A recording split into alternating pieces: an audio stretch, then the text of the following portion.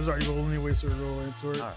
All right, so what's going on YouTube? It's going to be Donnie coming to you from Asao, Japan. It's going to be episode number 128. My guy, Neil Impas. Impas. Yes. Impas. So I always want to make sure I say people's name right and everything. So as you guys know, this is like probably one of the you don't gotta look in the camera about it with you. Okay. Yeah. So I just talked to them initially, then I get right into it. But for you guys there who are watching, I normally don't have a lot of guys in studio for various reasons, timing schedules and everything. But this is a very cool episode because in less than 72 hours, Neil's going to be down in Tokyo fighting somebody, trying to punch him in the face and not get punched in the face. So it's kind of cool, man. Like again, it's probably this is your first time doing a pre-fight deal, or yeah, actually. Okay. And what's crazy, it's an amateur fight. Okay. It's not pro at all. Yeah, still a fight, bro. It's still a fight, man. Like we were just saying offline, I was telling Neil that I've been training for a while, like jiu-jitsu since 2008.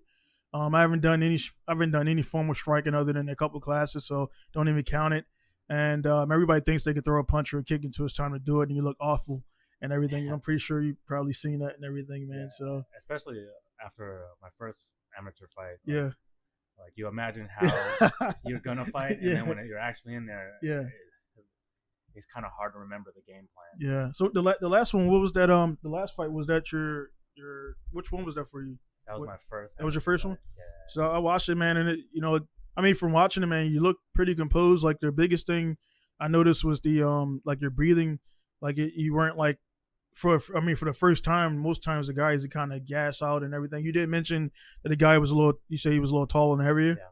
So how was that? Did you know the guy before or just? No, I didn't know who. Actually, so my first amateur fight was actually a tournament. Okay. So there was in my weight class, it was 63 kilograms is my weight class, and I think there was about 12 people in my division. Just bring it around a little bit. Oh, sorry. You can just bring it in front of. Okay. So, oops, sorry. That's fine. Okay. Yeah, there's about 12 contestants, and if I would have advanced, I would have fought 2 more people. Okay. But yeah, I got eliminated in the first round. I wasn't expecting the guys to be bigger than me. I guess the weight, they cut a lot more weight than I did. Yeah. So. And what's your natural weight, like walk around? About 150 pounds. 150. Yeah. So that's like that's we could talk about that later, man. That's definitely something that's going on right now. People trying to get out of it, man. But we kind of glazed over, like, where you from? What's your age, man? Like, how did you, like, you're in the military, stuff like that, man? Just tell us a little bit about that. Well, so the people will definitely know who you are. Okay, cool. My name is Neil Impas. I am 31 years old. I'm from Oakland, California, or I was raised in Oakland, California. I was born in Manila, Philippines, but I went to the States when I was 3 months old, so I don't really have any background in the Philippines. Okay. I definitely claim being raised in Oakland, California. Yeah. Hey, man, it's just one of those things. It's kind of like kind of those things like Korean guys or whatever, like they're American Korean, but they look Korean. So people's like, oh, so where are you from? Seoul? Like, no, I'm from San Diego. Yeah. Or whatever. They just like, what do you mean? Like, yeah, I never left. I never been to Korea or whatever, man. So it's pretty cool, man. But as far as the military, what's your AFSC? I am a 2T1. That's ground right. Yeah. Transportation. That's right. LRS. That's like, that's I don't know why that didn't click, because I know we talked about it before a little bit. Yeah. So I'm 2T1 is vehicle operator for the guys up there. Army Marines is 88 Mike Motor T. It's pretty much the same stuff, but I think honestly our stuff is cooler, man. I gotta say, because it's a little bit different, man. We don't live in a motor pool, and those guys 88 Mike, they also they do way more maintenance than we do as operators and everything. So, and they changed. So now it's called ground trains. Yeah. So I'd rather be called operator. So the Rhino deal, what's up with that, man? Is that like the Rhino? Is that the new mascot, or is it? It's been a mascot for a while. Really? Yeah. I don't think it was. I never heard of it until like really a couple of years ago, and I was on a page. I'm on both. It's like 2T1 page where it's like the regular one, and there's like one where the guys got kicked out or whatever. And I just start seeing a Rhino emblem and a logo like recently, within the last like 3.5 years, kind of like a little bit after the last chief that they call the that the black guy that they call like the god of the Air Force or whatever. Chief Wright. Yeah, Black Jesus or something like that. Yeah, so I didn't get to meet those guys, man. But that's cool, man. Like so, man, I like damn operator, man. So yeah, man, guys, there again, man. It's just I'm very partial to my operator guys, man, because we go through like a lot of different things that are different than a regular Air Force. I spent 3 years in Iraq and I did all that stuff, and I wasn't one of those guys though that they kind of I think I heard there's still guys around that kind of like throw it in your face like, oh, back in our day, and like it was like 10 years ago, dude. Yeah. So that's the thing. My fair share So and how long you been in again? About 5 years. Okay. Yeah. So yeah, you've been in this your second duty station. Yes. Yeah. So that's pretty cool. Where was your first one at? Back in Lackland. Okay. How was that, man? Going right from so you didn't get it. You went Lackland, Missouri, and then back to Lackland. Yep. How was that like? I initially was really upset about it. Yeah. Because you don't want to go back to where it started, and when I was in tech school, when we were getting our orders, everyone got overseas. But me, and no one wanted to trade because you have the option of trading orders, and no one wanted to trade with me. Yeah. People went to Japan. People went to Italy. Italy was first on my list. Yeah. And I went to San Antonio. Yeah. But it was different, right? When you got there? Yeah, like, it was different. Yeah. It's different environment. Like actually San Antonio grew on me. I didn't think it was going to, but I enjoy people in Texas. Yeah, Texas is because I did the 3 tours, so we went Bullis is where we went to do the thing, and then we man, I don't know. The Texas, man, the training was like, after the first time it was like exciting, and the second time it was like, all right, whatever. And then I got like, what was it? It was called Hard Charger or whatever. Oh, man, I know what I do what I'm told or whatever, and whatever they so stood out. And it's always kind of like that throughout my life, man. But in San Antonio, or Texas, man, the vibe, the food, the space. Like if I had to go back to the States, like Japan was closing, and we were forcing us out, I actually would be Cali or Texas. Yeah. Like it. Why Cali? Cali, because I never been. I mean, I got a lot of buddies there. I know it's a bad thing to look at video and like the video makes everything looks all glossy and glamorous and the weather and stuff like that. I'm East Coast in Baltimore, so it's just been all snow, and then I don't really the East Coast. I don't want to go to Florida. There's Louisiana, New Orleans is like nah. Yeah. And then there's like there's not really. So I mean, to me, it would be Texas. Well, Texas, California, and if I had a third, it would be Florida. Okay. Yeah. But other than that, man, like everything else is just kind of away from the ocean, is away from the ports, is away from, and they're both, the one thing they have in common is they're all warm. Man. So. I love Cali. I wish it wasn't so expensive. Yeah. So how's family and thing been like during the whole Corona stuff? How's that stuff going for them back there? So for my mother, it's been hard because she's a nurse and she works in the nursing field. So, she's constantly working. Because they need people. Yeah. So she really been. There hasn't been any breaks for her for the last like 2 years, really. No, yeah, man, exactly. that's pretty crazy, man. Like and overall, like and then for the fight again, if you want to definitely hit that up for the fight, like have they made you guys do like a submission of tests and things like that leading up to the fight, or you got to test the day of, or? I'm assuming that I didn't get a whole lot of information. But I'm assuming like right before weigh-ins. So tomorrow. That sucks. Yeah. Tomorrow we're having a press conference. Okay. And then the actual fight will be on the 10th, this Friday. Yeah. So as far as COVID testing, I'm assuming it's right before. That sucks, man. Right before is like, dude, I've flown. I've cut weight. Kind of like not eating and stuff like that, man. So for you, man, for your cut and everything, because so my bad. What weight is this fight at again?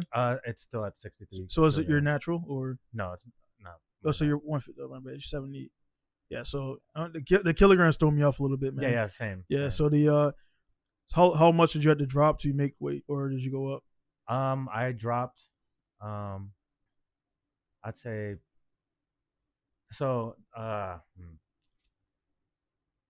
So when I first started, it was in actually the end of July, and I was 160 pounds. Okay. So 63 kilos is like, from what Google says, 138 pounds. Yeah. So I lost about 22 pounds. Mm-hmm. Yeah. So pretty much, like, what's your daily diet and stuff like that for just to maintain and not go too far down? And I'm really not good at dieting, but I do have a really fast metabolism, and so I just eat small portions of things, even if it's not really exactly healthy for me. Yeah.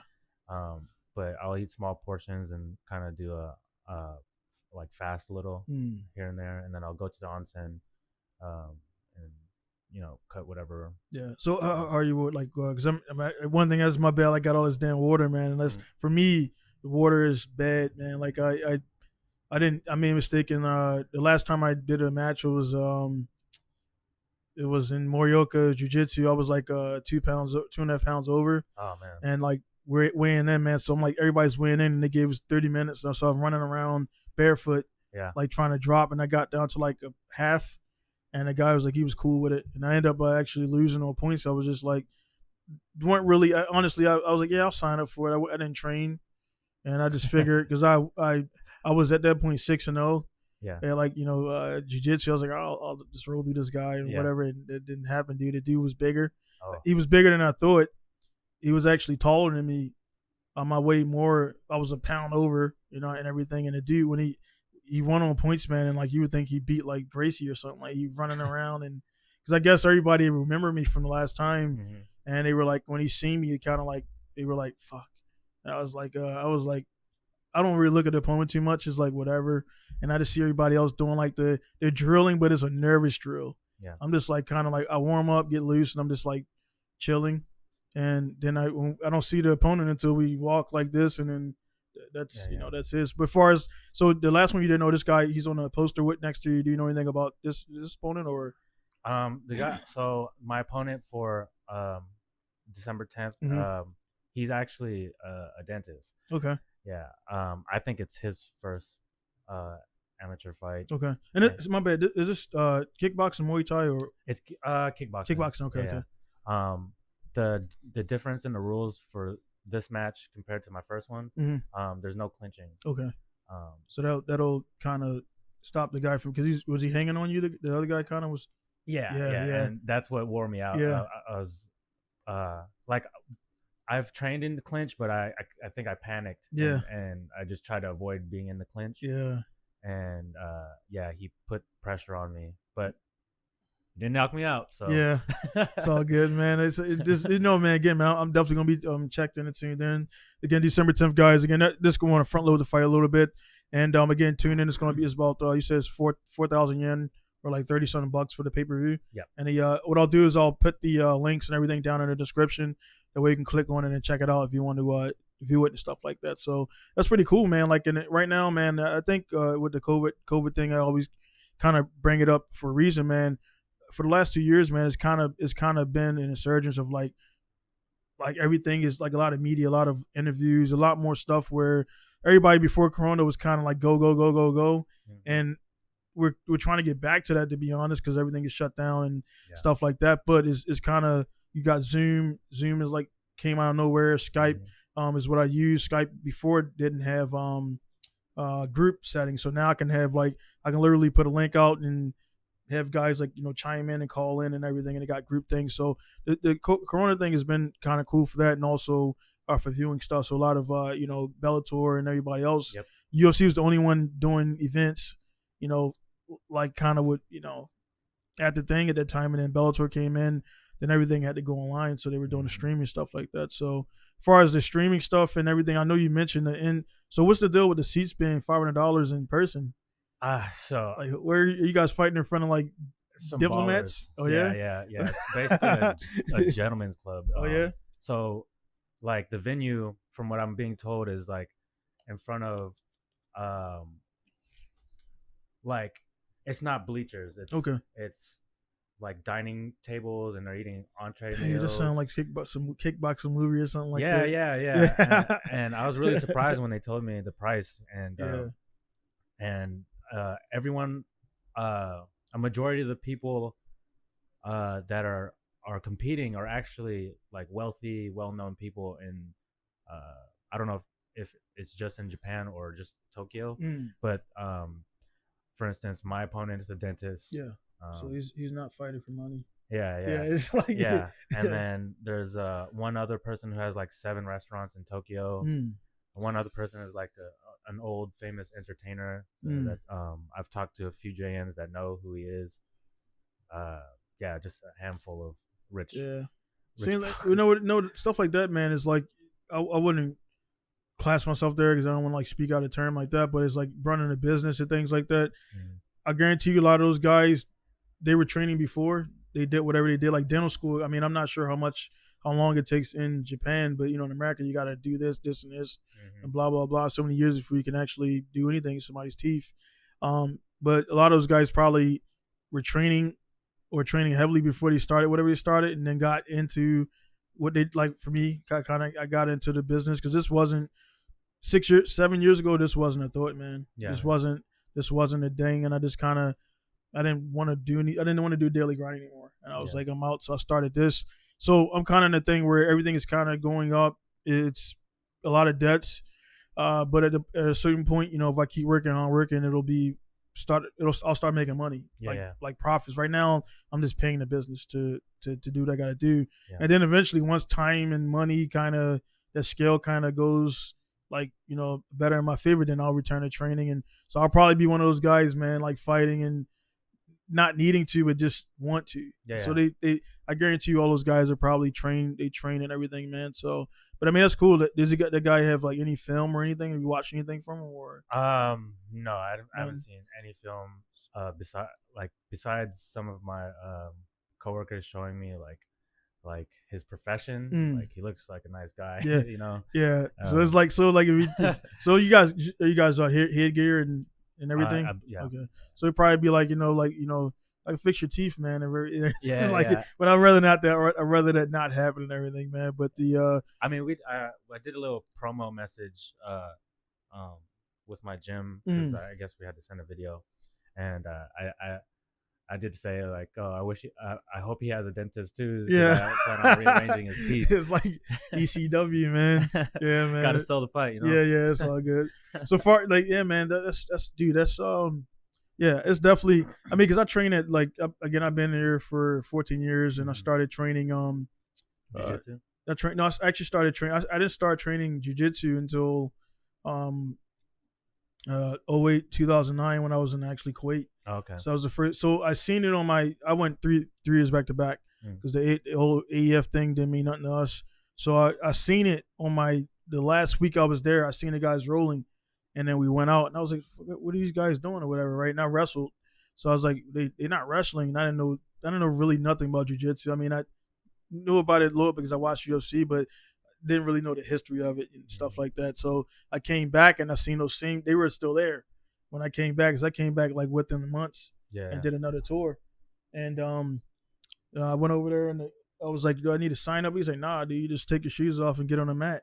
And that started it, man. And like I started watching videos and started doing all this stuff and reading everything, man. And then I went out there and one guy went on the mission and came back. He's like, "You're totally different." I'm like, because when that first week, I was doing typical wrestler things. I didn't want to be on my back. I was like, everything was high speed and everything was like with all my might. And dude was like, "Bro, relax, bro. Like just take it easy. You know what I mean? Use that, save that energy and everything." And so caught on pretty quickly, man. And then for the first 5 years, man, I was like it was like everything. And then I started I got out of the military and things just kind of changed for me a little bit, and timing and stuff like that. So it's not that I don't want to train with the guys here. You guys, it's just, man, every day is like a saga, man, and everything, man. So it's definitely crazy, man. So for you, like getting into like what other than, I mean, I know you do jiu-jitsu, definitely do like a little Muay Thai, kickbox, stuff like that. So when when did you get into martial arts, and what was like the first martial art you started training in? So I've always been into martial arts, but I never started early because my mom was very protective. She didn't. When I was younger, I used to get really bad nosebleeds, and she was afraid if I got hit in the face, I'll just start gushing and just die. But I've always been a fan of martial arts films. I guess that's where I guess my interest. Favorite actor, martial arts. Man, actor. I'm gonna go Bruce Lee, man. Bruce Lee. He's not the best, but he's like just the original for me, and like. Yeah, man. I get a second would probably be I give it to Jacky Chan. Yeah. So like is that's always a debate right there with the whole actor and everything. Because one of the guys that actually a couple guys no, it's actually more it's the one guy. He did that. He did a movie with Michael Jai White. They were in prison, and he was a white guy, but they're actually like real. I forgot his goddamn name, man. Tall guy. He was in the same. He was like Michael Jai's like the guy he was fighting or whatever. Yeah. And he's a white guy. I forgot his name, dude. They'll come back to me, guys. Probably like they know his name, but they're legit, man. They just happen to be actors. Yeah. But like he does all the kicks, the flips, everything. And Wesley Snipes is the one that people don't really know a lot of. Sleep on. Yeah. He's like, I don't know all his degrees, but he's like legit, man. Like you don't show it in all the movies and everything, but the blade thing, that was all. Yeah. I only say Bruce Lee and Jacky Chan because it's like for nostalgic reasons. Yeah, definitely, man. I mean, that like Bruce Lee definitely changed the even if he didn't compete, because everybody want to say, well, he didn't, that was all acting stuff. He didn't compete. Like, bro, he still beats the average guy's ass. Oh yeah, like sure. Without a doubt. You know what I mean? Size doesn't matter, man. So it was the stuff he just more for him. It was, I think, more his philosophy and I was just about to say that and stuff like that, and like the how and no, and people don't. They just see like the glitz and glamour. They don't know, man. He went through a lot of stuff to train here to. You guys out there, I mean, I don't want to you go out there and watch it yourself, but to train here, to do his thing, he was like, shunned by the guys for training and stuff like that. So it's pretty cool. And then, of course, like, Jacky Chan, definitely, man. He, like, not only martial arts, but also stunts. Like, I just had a stunt guy on, Hollywood guy, not too many podcasts ago, and he mentioned Jacky Chan, too. He was like, yeah, dude, the dude's legit. Did his own stunts. Yeah. Until he got a little older, then he's like, I'm cool, but. Yeah. But yeah, man. So I mean, you got into about that. Did you like your family members fight or anything, or nope? No one. No one in my family was like a martial artist at all. I was just a fan of it, and I grew to have an interest in it after. So I have a good friend back home. He used to watch UFC fights, and he would just put them on and order them on pay-per-view, and I'll just watch with him, and then he'll dissect it. Yeah. And eventually I just grew to like it. I've always been a fan of boxing too. So when I started training, I would say 2000, probably around the time you got out, 2012, 2011, 2012. Yeah. Like I was already out of high school. So what was it like? Do you remember like your very first session? Do you remember it, like your feelings and everything? So for Muay Thai, I trained with at this gym called Round 5 Fitness in Hayward, California, with Dennis. Yeah. He was my first experience is let's see. I didn't know what to expect. Yeah. And like I wasn't used to like fighting with people that knew what they were doing. Right. So I was cautious. But I followed the directions of the coach, and eventually my technique got better. The only difference from then and now is I was not consistent. Like I would just go randomly. I'll go for a week straight and then not show up for a month. Right.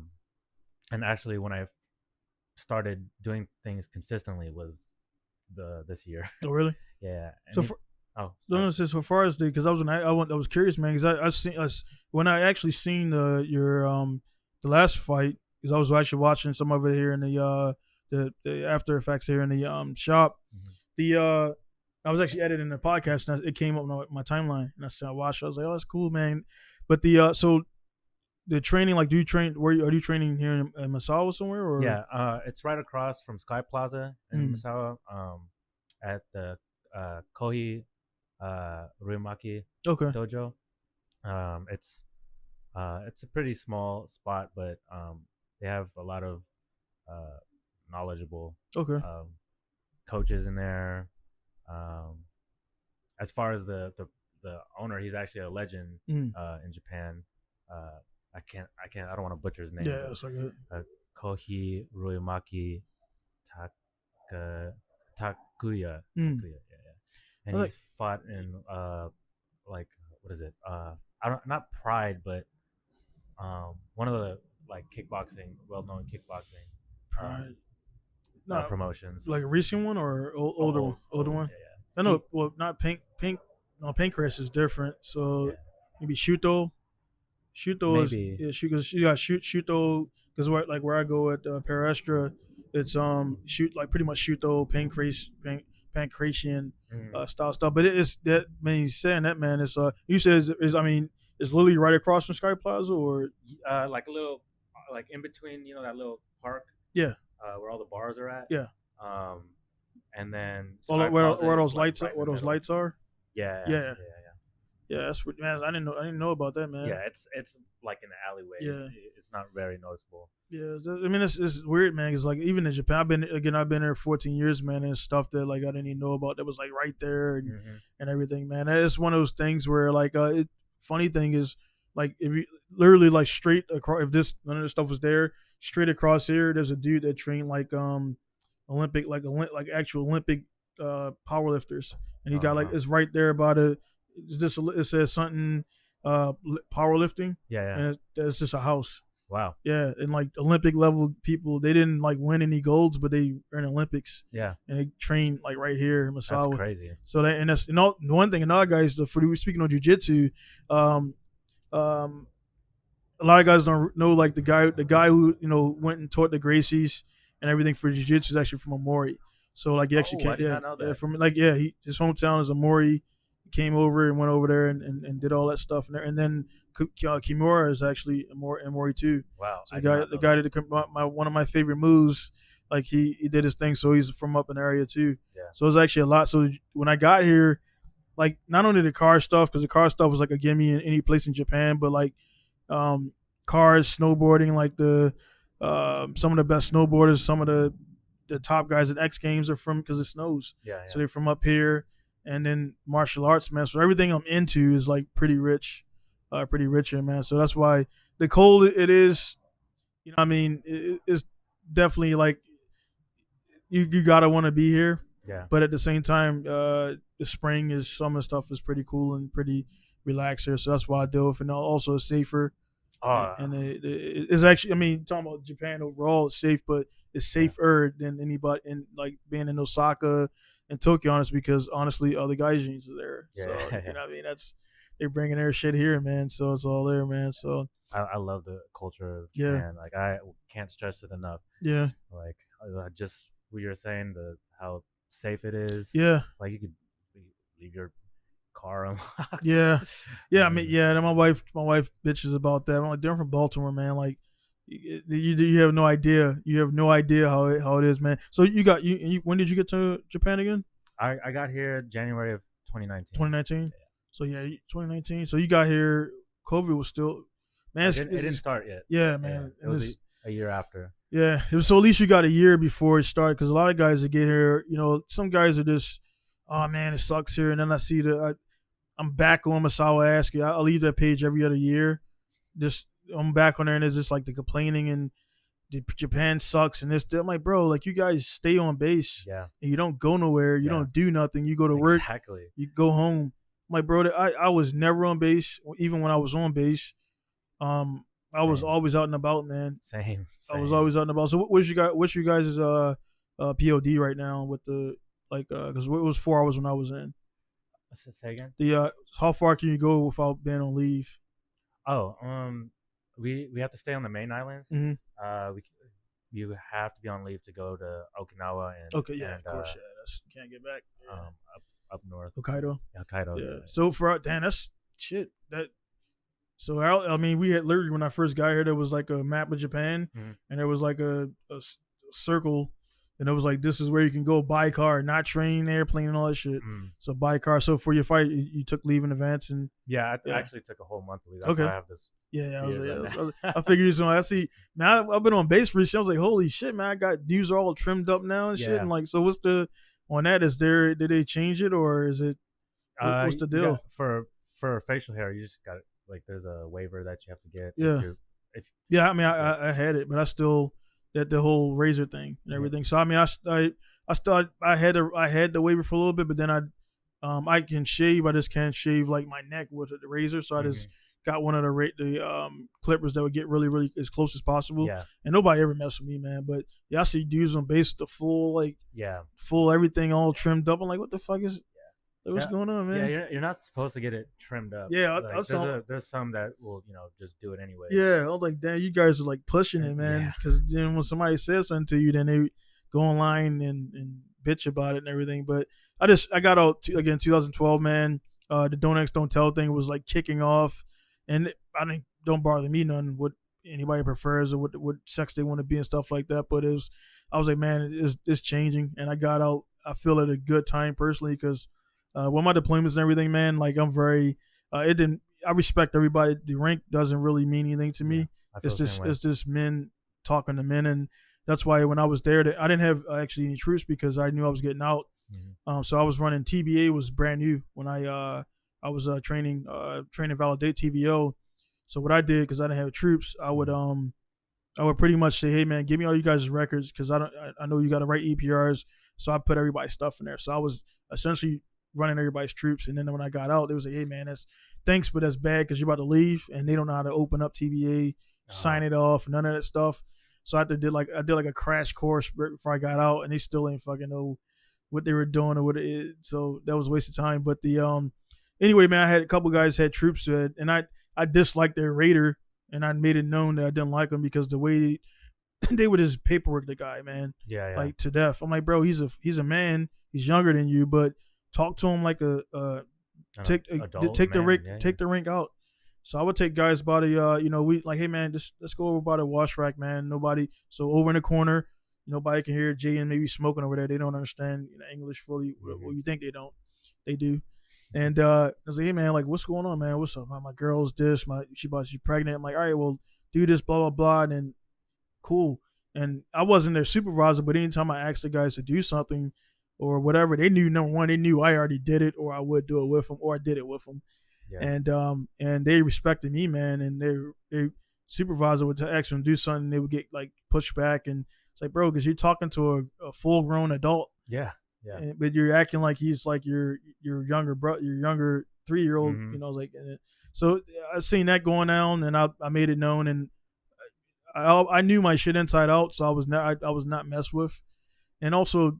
Again, kind of going back, dude, I was physically bigger than a lot of guys. So nobody actually my shot was really cool when I was there. There was just a couple guys that just didn't really we didn't get along, man. So it was just like it was what it was, man. Yeah, that's bound to happen. Yeah, man. So how was, I mean, right now we're not doing too much shop talk, man. How was like the overall like shop and stuff right now? How's it run? Right now it's beautiful. Honestly, it's like it's very like I'm not exaggerating. It's really family oriented right now at the moment, and it's actually the best shop I've worked under. Okay. But they just got it, like everyone that's in my shop now is basically brand new. Yeah. And everyone that I'm the last to leave from the last group of people. I know you worked with or I don't know if you worked with him, but James, he was on. Oh yeah. He was a good guy. Yeah. James is awesome, man. They've been here for like a year, now, I'd say, and we've already went camping a handful of times together, like with the shop, and I didn't really have that prior with the shop. I mean, I guess not only that because of COVID, right? But yeah, just the atmosphere is a little different now, and very, very caring, and everyone's got each other's back. That's good stuff, man. Not a whole lot of complaints, really. That's cool. That's great, man. And that's actually that was my first. That was my.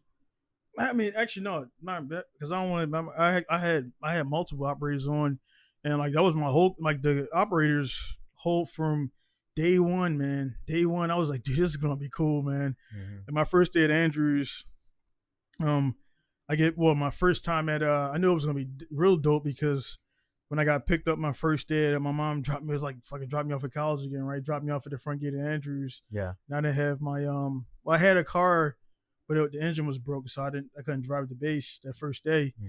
And I had to go back. I fixed it eventually and bought it and all that stuff. But he dropped me off at the front gate. I was like, all right, I'm cool here. And the dude come pick me up in a 5.0 Mustang, and I was like, he's like, yeah, I'm in a bikes and cars, and I go back and there's a Nova. There's like all these cars. I'm like, this is gonna be cool, dude. Yeah. So the whole shop, everybody had a car or was into them. Car is vehicle ops, but you didn't expect everybody to be in the cars. So I get in there. It was Chief Marshall who actually he was actually retired, but he was laid back black chief. And I get in there, and the first thing I hear is Cartier. He was like, who the fuck didn't sign up the Surrey bus and blah blah blah. and I go closer. The dude has a fucking like a halo because he actually got thrown from a truck and hit by IED.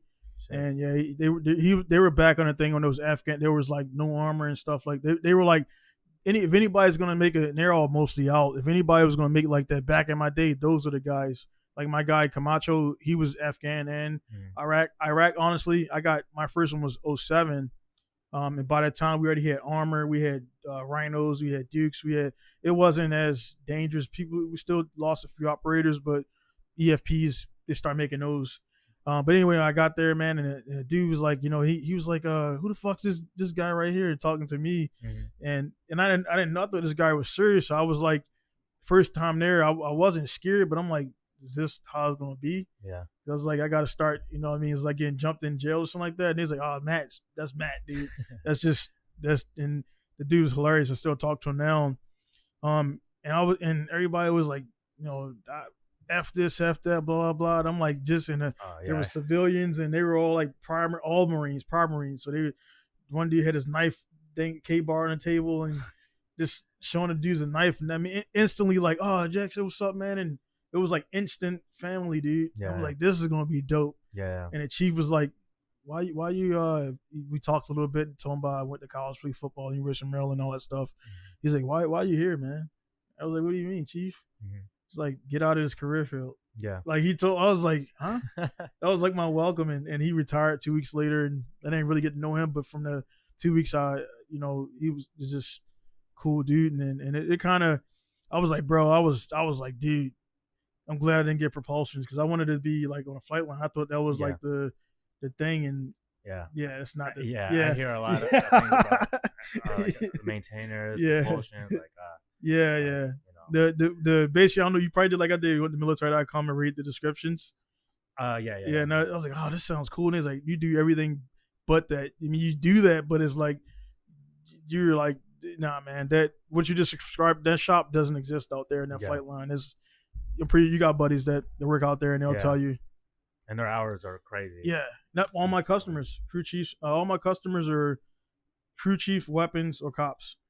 Like that's it. I had one medical guy who was a weirdo, and I've never had anybody remotely from finance.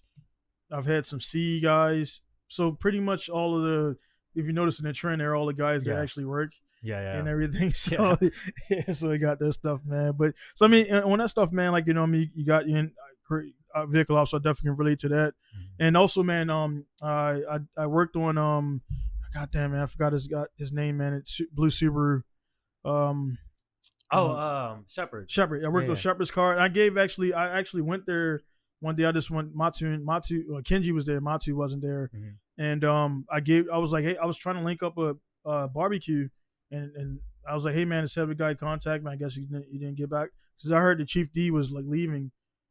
He was PCSing, so maybe the guy is in there now. So I'll say the same to you, man. Like, I mean, if they for the ops guys, man, like just have like a gathering, man. I could get pieces and games and stuff like that, man. And Friday, whatever night, and even the guy that's on standby can come. Yeah. Because I mean, I know how standby works. Yeah. You know what I mean? Yeah, it sucks. Yeah. So I mean, you just gotta be. That's standby is you gotta be within this. It's not even 10 minutes from base. Yeah. So you can get back home and get suited up and get to the flight line and do whatever you got to do out there.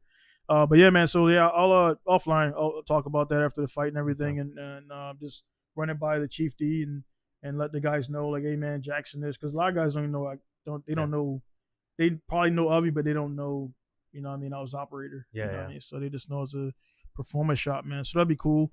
This is kind of the way I keep it, man. Because it's one of those things, man. No matter.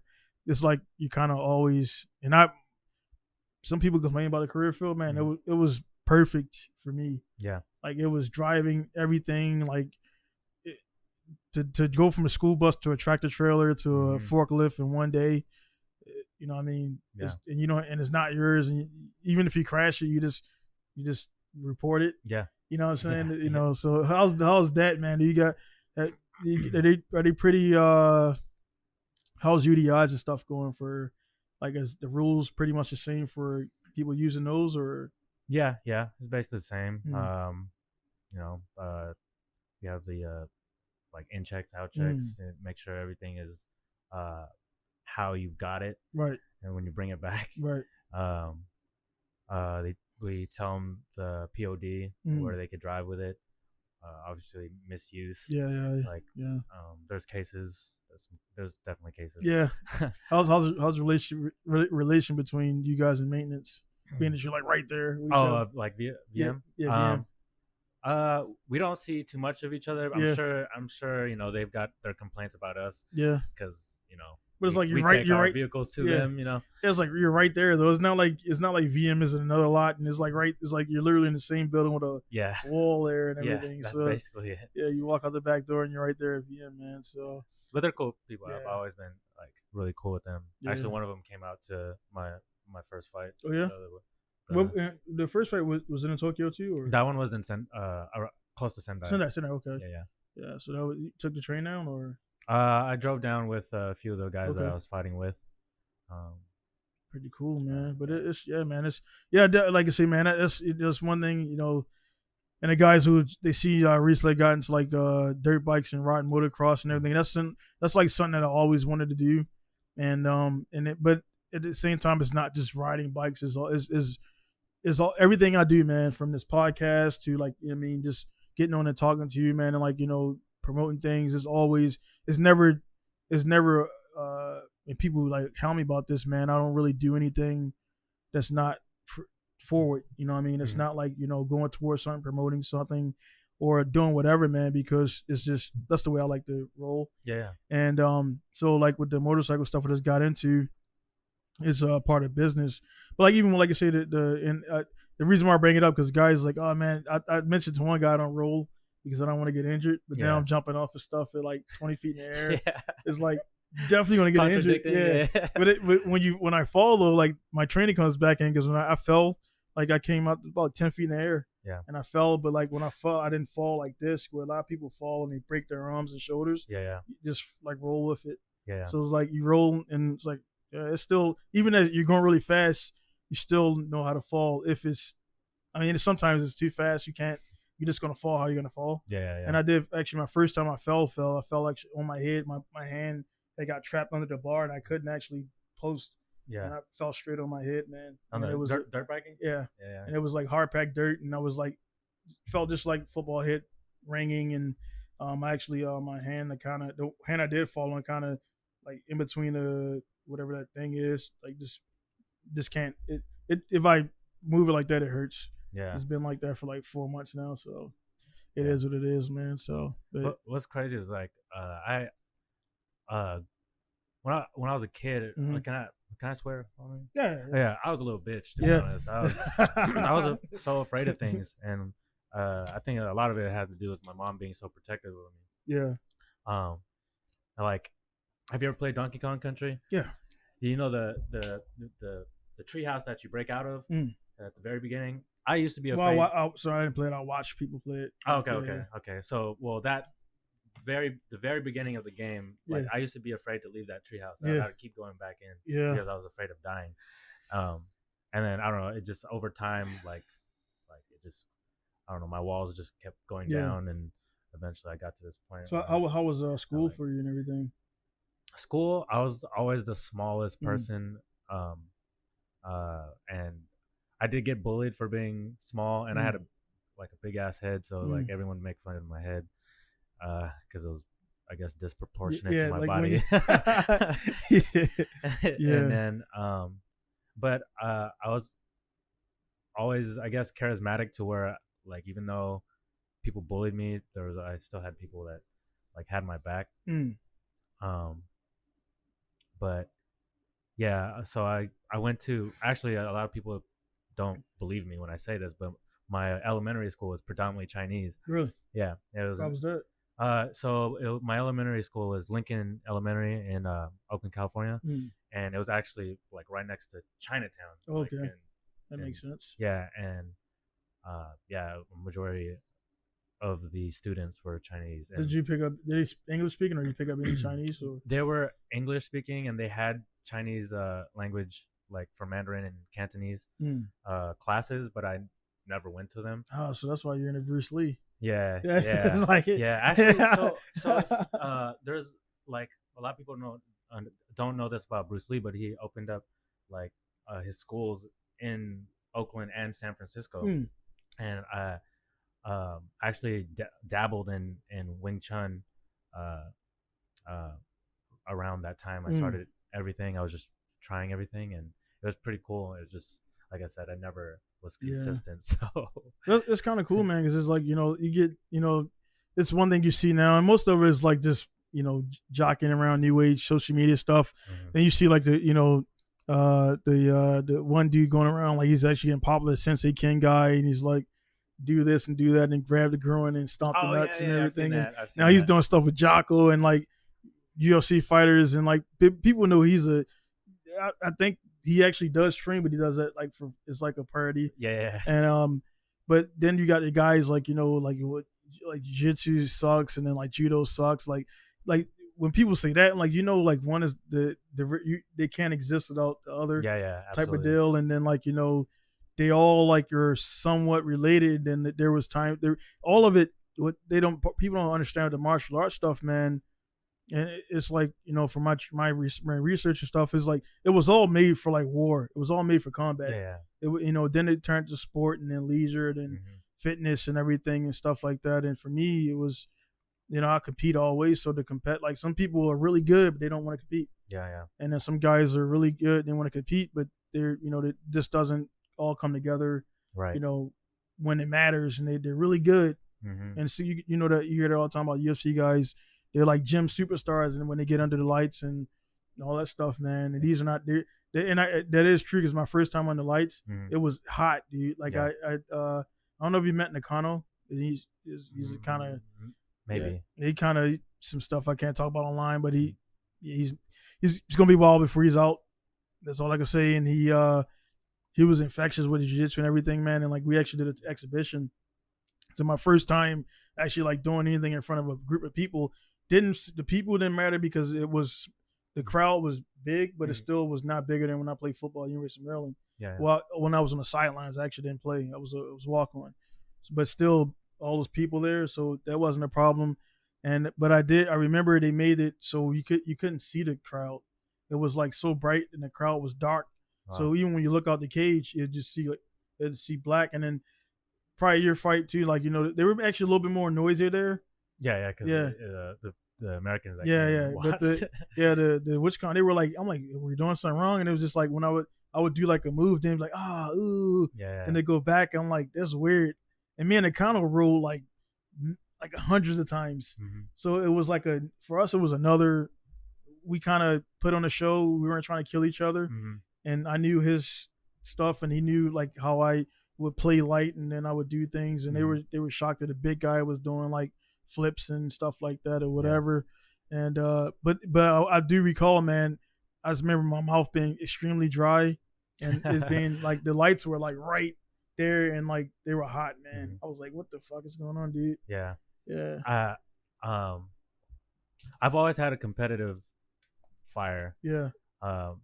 So my first competitive sport is basketball. That was my first love.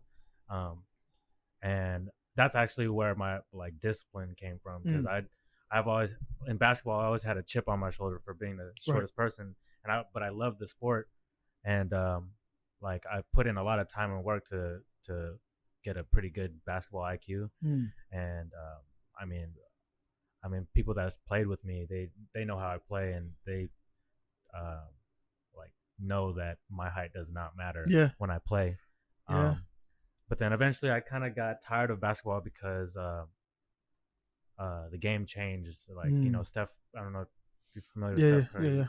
Changed the game. Like, everyone is shooting threes, not moving the ball. Yeah. And I like team-oriented basketball, or like set screens, pass the ball, and then, all the fundamentals to it. And it took my competitive fire away because a lot of people were ball hogging. Right. And so martial arts kind of like gave me that outlet to be competitive and sort of just not rely too much on everyone. Of course, your team is your coaches. Right. But like when you're actually in there and have to perform, it's you.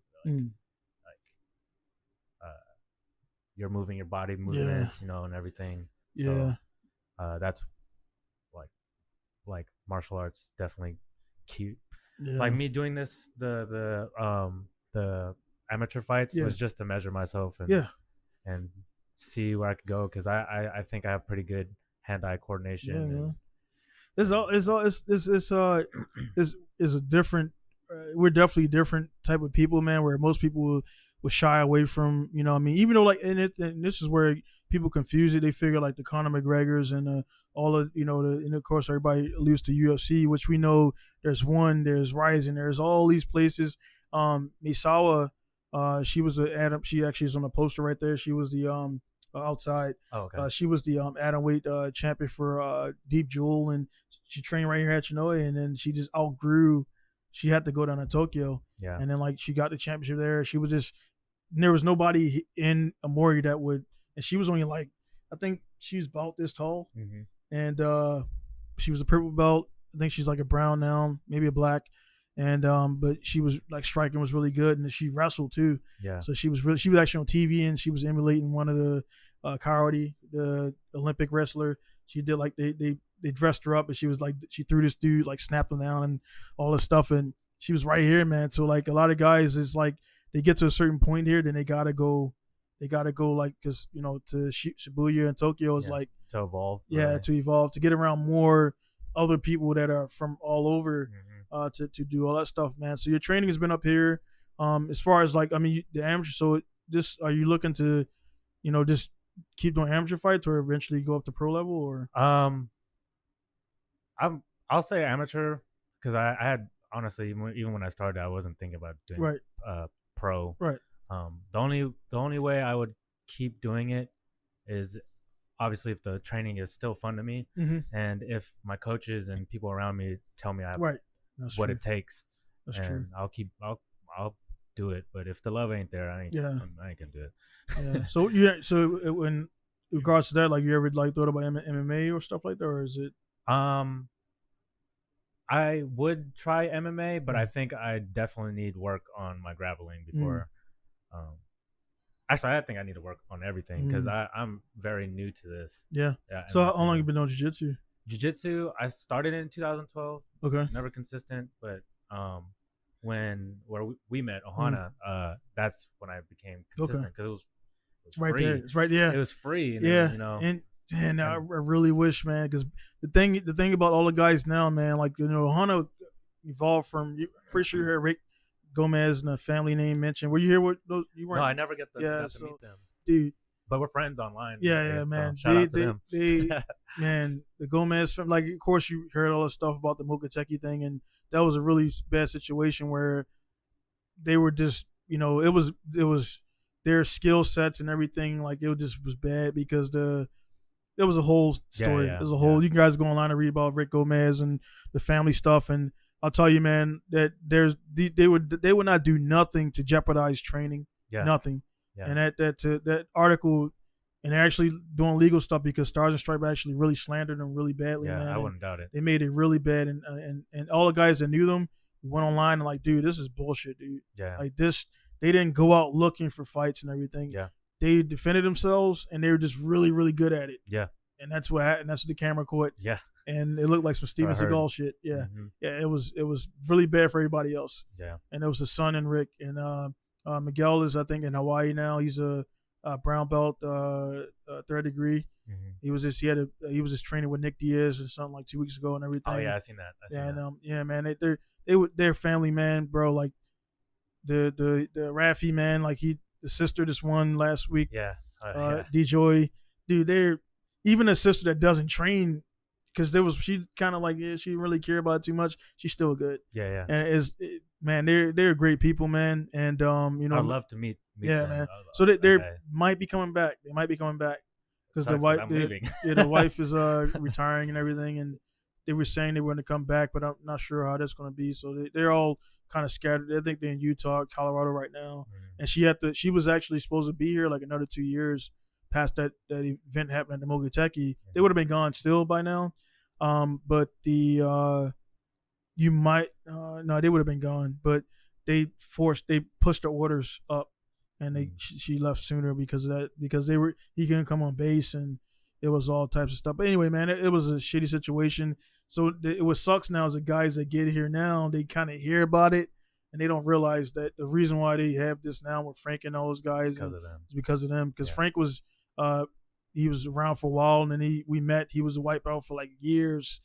And same thing on me. I was white belt for years, man. And I like jiu-jitsu because they don't give, like, you got to earn it.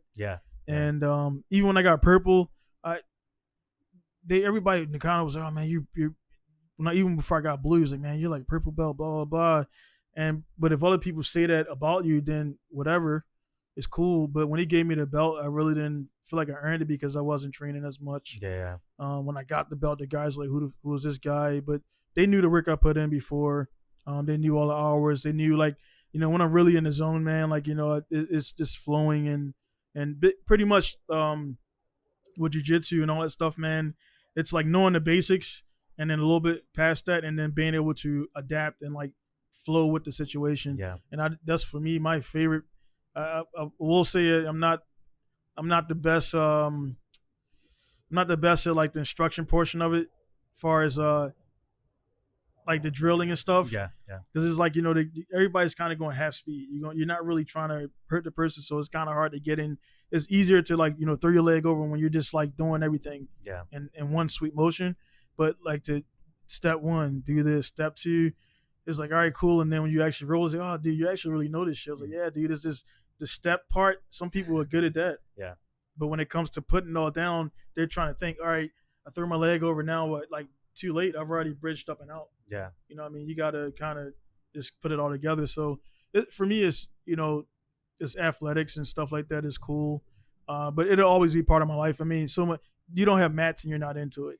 You know what I mean? It's you don't, those things are expensive, man. So you don't buy mats and stuff like that. So even the dummy, the dummy I got that. Well, I was kind of pissed with that one because the thing online, everybody was throwing it around. I thought it was gonna come with like packs. I was like, why does shipping so cheap? It was like in a box like this big, and when you had to stuff it.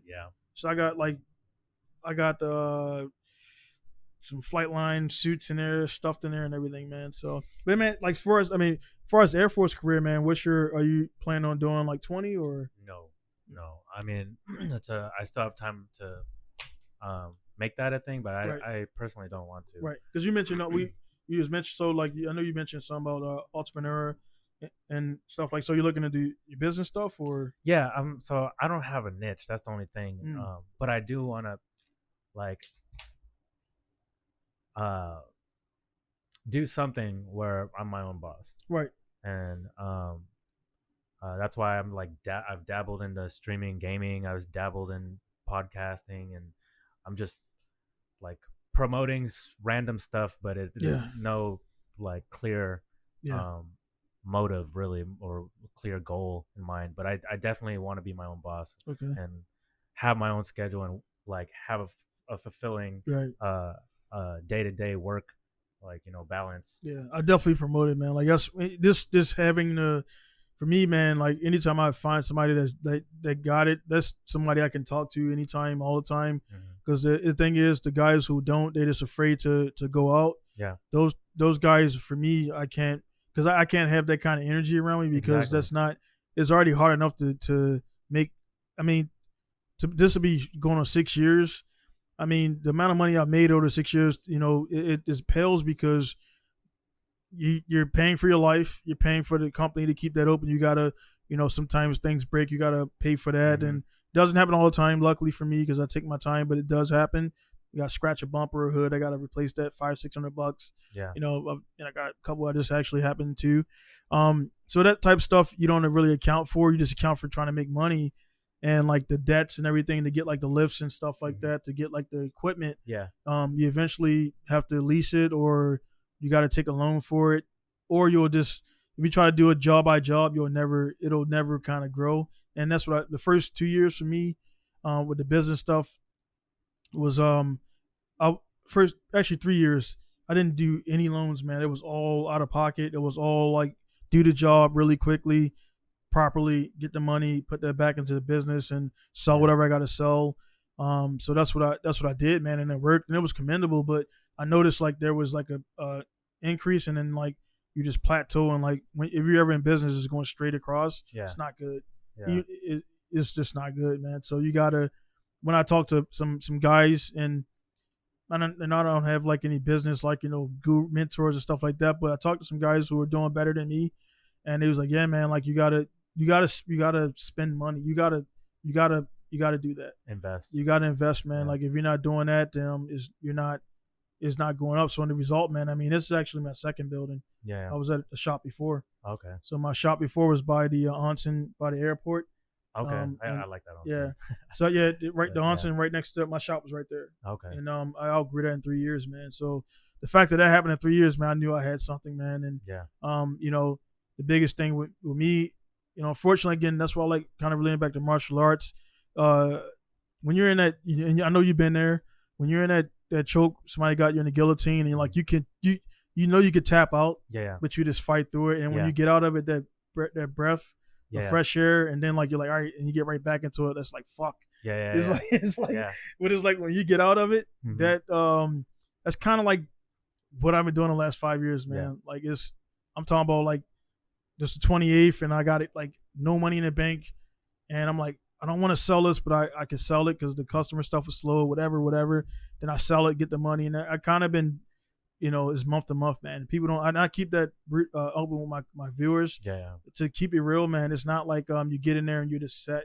It's always up and down. It's always up and down, man. But it's funny that you mentioned jiu-jitsu, because are you familiar with Rickson Gracie? Yeah, of course.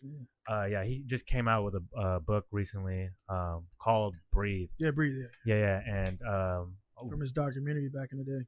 Oh, Choke. Yeah. I actually, one of the decisions, or to solidify my decision to separate, is one of his quotes in the book, and it's actually what you just mentioned. Is like being in a bad position, and working your way out of it. And he was so good to the point where he could see if someone's gonna fall under pressure and just find the easy way out, and just, you know, not work out of an uncomfortable position. And he was so good to the point where he started off in uncomfortable positions and figured his way out. And so I took that with life. It's just, you know, life's gonna put you in uncomfortable positions. All the time, what are you gonna do about it? All the time, dude. You're gonna fold. You're gonna tap out. And that's definitely one of the coolest things. As far as, you know, I'm not one of the guys where, and people are like, what do you mean? Like, I'm not one of the guys where, because for most guys, they say like the jiu-jitsu saved their life. For those guys, they were like into stuff that they were like, you know, they're not healthy. They were, I mean, nothing against it. I don't smoke. I don't drink. Yeah. I had nothing against it. It's just personal choice. I don't do any of it. Yeah. I dabble with it back in the day, just to teen stuff. But it's like, that's not for me, dude. It tastes like shit. Yeah. And it was always like, I mean, I kind of always kind of been like this, man. Like my mom said, I asked, like, how was I really? She was like, you were like how you are now. You were just like that. You were stubborn towards what you wanted to do. You always made it. You always like did what you wanted to do. You always kind of I don't know, man. I grew up around the church stuff and everything. I'm not heavily religious and stuff like that, but man, it's like I always kind of been on like the winning team kind of deal. Like for winning championships in lacrosse multiple times, state championships in football. I went to college, played University of Maryland football, stuff like that. Won a scholarship to college. It's just kind of timing. Things have kind of always worked, but at the same time, I indirectly made those kind of things happen because, like, when you do stuff like that, when you're working, when I got here, I wasn't running the streets chasing girls, man. I was in my garage building cars and doing things, and I was kind of honing my craft before I even knew it. Yeah. And now I was on reading manuals and doing geek stuff, and people like, oh, let's come out and go to the club and let's do this and this and this. And I'm like, dude, I got stuff to do. Yeah. Now those same guys are actually doing the same stuff they were doing or less. Yeah. And now they see me and they want to, there was times where I kind of relied on them to change tires, and now I got a tire changer, and they're like, oh man, I'm like, dude, that was like fun time. Now this is real. Yeah. You know what I mean? So I lost a lot of buddies. And that's one thing whenever you do business stuff, you're gonna lose friends, man. I'm starting to realize that because, like, I still have my good friends from high school. Yeah. Like, they talk to me a lot, and but the difference is just the drive to do something more than the normal. The normal. Yeah. That's something that we don't share, but we're still good friends. Yeah, that's no problem. But I realized, in order for me to fulfill that need, like I have to, like, be disciplined and work at it. And so when did you know it was time, like, that you wanted to separate from the military? Yeah. It was, for me, it was actually, like I said before, it was kind of the Iraq stuff. And don't get me wrong, the Iraq stuff, being in Iraq was cool. Yeah. Like, it was all like the Bruce Lee stuff and everything with you. For me, before I joined, and I didn't come from a military family at all. Before I joined, man, watching war stuff, Full Metal Jackets, Top Gun. I watched a lot of military related stuff, and I was like, man, what would it be like to be there? And actually in high school, I was actually going to go to Marines because the commercial, they do with the saber and everything and all that stuff. I'm like, I'm gonna go sign up, and then I got my scholarship actually 2 weeks later, and a recruiter, which I was shocked at now, he was like, dude, take the scholarship, go to college, man. Yeah. So that was the best thing to happen because I thought I was signing up for a certain thing, and odds are I'll still probably be in or a salty guy somewhere or whatever. But I actually went to college, did that for 3 years, and then after I left the football team because actually my grades got bad, I was on academic scholarship, not sports, for as much sports as I played, but I was good enough to walk on. Once that happened, I was like, college from University of Maryland, it was a good thing too because there was freshmen were brand new BMWs.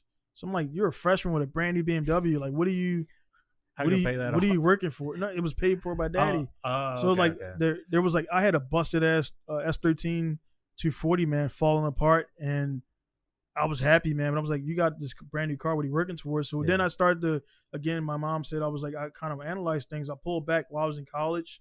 And like for 1 week, actually, I didn't go to class or nothing. I just walked around campus and observed things. And I was like, man, these people are like, they're doing robotic shit. They're doing what their dad want them to do, their mom want them to do, or what they think society wants them to do. I was like, this is not for me. This is not the college for me. Nothing against it, guys. For me, it wasn't for that. My kids, I'm not going to force that down their throat because I'm a college dropout and I'm doing pretty good. But kind of painting a picture to what the military stuff. I left college, and I got in the military. Everything was great. I did my tours in Iraq, did cool stuff. I mean, Pentagon type stuff. We got hit by IED here. Romeo 14 over Romeo and November Hotel, this coordinate, stuff like that. And then I'm doing stuff in the movies, get hit by IEDs, and when it's like the jujitsu stuff, what are you going to do when the IED goes off? Are you going to panic? Because everybody says what they're going to do. And when I got first hit by IED, man, like I just set up, did the thing, punched the thing in, did everything, called it up. And I was like, all right, fuck, this is my first my first explosion. And I lived through it, man. I was like, man, my heart rate stayed the same. Yeah. The Army guy I was training with was going nuts though. I was doing what's called right seat, left seat. And we were training Army guys and they were like flipping out and shit. I'm like, dude, maintain it, speed up, get out of the kill zone, blah, blah, blah. I'm like, I'm Air Force, you're Army, you're supposed to be chill. Air Force guy's supposed to be going crazy. Like, I'm from Baltimore, I've seen dead bodies and stuff like that before. So when I got, the tours were cool, and then I got addicted to it, actually. I got addicted to deploying. And I thought, honestly, my mindset was, I thought the Iraq thing was never going to end. And I was going to I went there as A1C, senior airman. I got BTZ, actually. Oh, nice. Went out my first year. I went there back again as a senior airman.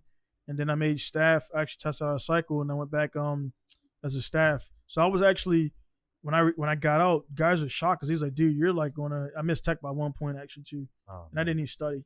Yeah. And they were like, dude, you're going to be a chief and all that stuff. I'm like, yeah, dude, I know, but this ain't for me. I was going towards pro racing. I was doing different things. And then I realized, just like I walked around in college that 1 week, like this in the military, I know you understand too, man. We're not knocking the military, but it's not our identity. Yeah, it's not. And those guys you meet where that's just all they have. Yeah, bleed blue. Yeah. And you know it. Yeah. The structure doesn't fit me. Yeah. And I'm super grateful for everything that I've been through, and I don't regret joining at all. But yeah, the structure is just not for me. And it's robotic, man. Yeah, very robotic. It's even when you listen to like the AFN, only time I listen to that is if I'm in a car, rental car, and it has nothing in there, and I'm not gonna worry about syncing my phone up to the Bluetooth. And it's like it's this robotic thinking, and like also like another thing, man, is just like how some guys in the military is just like socially awkward, man. Yeah, for sure. I see it all the time. Dude.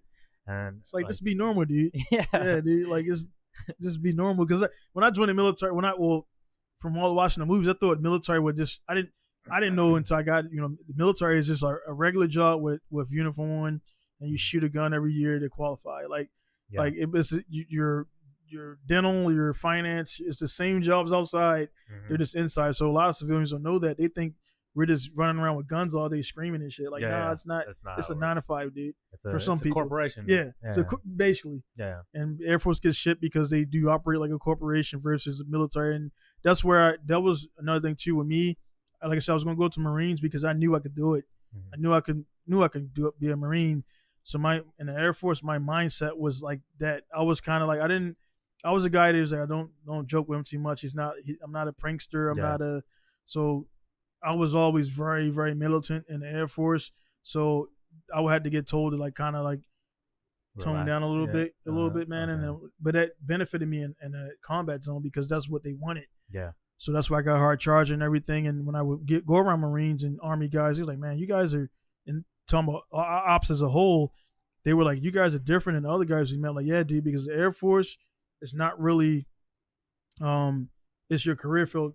So all the medical guys, hey, Scott, hey, Tom, they talking to a colonel and a airman. Yeah. You know what I mean? And you go to finance, it's a different thing. You go to ops, cops are different. And when I explained it to him, he's like, nah, dude, the culture is your AFSC. Yeah. That's kind of the culture. It ain't, it ain't like that. So, everybody hates finance equally, for the most part and stuff like that. But yeah, man, for me, man, I knew it wasn't for me. And the lack of respect at times, man, like, it was great. And then I kind of, my not give a fuck was going like way down. Yeah. And, I'm talking about to the point where I definitely on the section guy that was there was a callous for me, definitely pulling the plug. Like I definitely was about like it was some shit happened, man, and it was a bad personal time. And also I got the notice back that I couldn't do IMA, which I wanted to stay in and do IMA, which is like a reserve spot where you do instead of the weekends, you do your whole contract, you do it in 6 months, or something like that. So you're pretty much 6 months on and off. Okay. So 6 months you're full up in the military, and then other 6 months you're doing whatever you want to do. That wouldn't have actually worked in hindsight, because I wouldn't be able to keep a job like that. You know what I mean? Going bounce back and forth. So I was, man, it was really bad. It was really bad. That people, if you didn't know me like before, and you met me like the last like 3 or 4 months, you would think I was a shitbag. Because I was like, dude, I'm done, dude. Like this is I'm out of here, man. And then like, flash forward, man. Again, 2012, I did contracting for 4 years, and then that was cool. I worked on a flight line with the F-16s and did stuff out there, and then it was like even that got stupid too. So if you notice a trend, man, like I get into something for a little bit, and then I'm like, and I find out immediately this is not what I want to do. Yeah. And then like now with this, I control my whole thing, man. And now, when I get those socially awkward guys, I deal with some of those guys. Like, hey, man, like, relax, dude. Like, what I mean? I got to talk. Like, I don't know what happened at the last shop. Not my problem. This is how it's going to go. So the ops stuff that I did learn, all that stuff I apply. So logistics, I do my own deliveries. I do my own pickups. I'm self-sufficient because the stuff in ops I learned actually was, was skills that everybody don't have. They can't plan a schedule. They can't plot a course where they're going to go at. So the last one I did, I went down to Fukuoka or Oita, which is a 21-hour drive down, 21-hour drive back. And doing the convoys allowed me I can push further than the average person. So I could drive 16 hours straight and I'm fine. Yeah. Just take a little rest and get up and continue the rest of the way, man. So the skills definitely translated over. Ops definitely helped me do what I do. But now I'm at a point now where this is like, what I want to do, and every year I'm adding on the connections, adding on the things, and then every year I'm also cutting off the fat, man. Like if it don't go, it don't go. Even with the jiu-jitsu thing, like they know, like nobody bothers me on it because the guys who know what I'm doing. So they're gonna be like, hey man, you skipping training. It's like, dude, I'm here 16, 17 hours a day. Yeah. And Ohana's never really like that anyway. So. But I see it out. I never trained in the States, actually. Oh, really? I've never trained. I've only done jiu-jitsu in Iraq, Kuwait, and Japan. I've never done martial arts in America, but I do see them online, and they, poke at blue belts because they quit or whatever. And like, bro, everybody's life is not centered around that. And just because you're not there doesn't mean you don't think about it. You don't watch occasional videos. I still do my katas, so to speak, and everything, man. And it is what it is. But I know what I got to do for me to make it happen. So once I complete that, then other stuff will come back in. I'll be able to train and do things. And if I do hyperextend my leg, I don't got to worry about it because I got money in the bank. Yeah. Right now, not the case. I can't really. But then I say I ride dirt bikes, so but so kind of contradicting myself, man. But with that, I'm not going supercross. I'm not going for supercross, and I'm not trying to be a pro rider. So even when I do ride, I'm not doing crazy. I'm not trying to do backflips and stuff like that. So you can actually be safe while doing something that's dangerous. And the same thing for training, man. Your training partners are different and everything. Man, I heard you guys got some new beasts there, some new wrestlers or something there. I don't know if you've rolled with Professor Ed. It was my first day of jiu-jitsu back in. Ed's been here before. Oh, okay. Yeah, so that's why when he came, like he's my first day ever in gi was me and Ed in the room, just me and Ed. Yeah. Back in 2010. Oh wow. Yeah. Wow. Yeah, man. So he's incredible. Yeah, dude. He's incredible. He is one, and I said it. He is one of those guys. He'll tell you like jiu-jitsu did like change it. It like saved his life, so quote unquote. Because he said before jiu-jitsu, man, he was kind of like a loose cannon, kind of getting the stuff you would never know. Yeah. He's so I'm like, I gotta get him on here, man. He's not a talker, man, but I gotta get him on here, man. We chop it up every once in a while. But yeah, man, he was I got back from Kuwait. I was like, do I want to do this? So we were going heavy and we kind of the same agreement. We were going heavy to Pancreatian, and my first ever jiu-jitsu session was in Masawa with Guy. Sorry about that. It was in Masawa. He helped me tie my belt on and everything. We just went at it, and it was just me and him in that wrestling room. Not wrestling room, but the little room. Racket room. Yeah, the little racket room. And back then it was like there was nothing. There was no thing until there was like little groups and it would kind of come and go.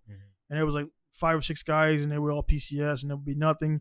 It wasn't constant until Rick and them got here. And that's when it was like, and it's been since they got here. And I think it was, I forgot what year it was, but it's been constant. And their first day here, I did jiu-jitsu with them. Yeah. And I was like, these guys are different, dude. Yeah. Like, I was like, I'm good, man. But like, I know the basics and above, but they were just doing shit. And his son, Miguel at the time, was blue. Yeah. Rick was actually a blue. And then they were like same thing. They were doing jiu-jitsu and MMA a lot, so they weren't really training as much gi. Yeah. But they were black belts. They were black belts, man. Yeah. You know, it's just the time and all that stuff. So, yeah, man. So, as far as like with you, man, like what do you see? Like far as the future of everything, far as the fighting jiu-jitsu and like, so with your business stuff, what you're trying to do, man? Are you? Is it going to be more like online stuff, or are you trying to? Yeah, I would say online stuff. Because I like playing around with editing in general. And then I honestly see myself as an entertainer because I like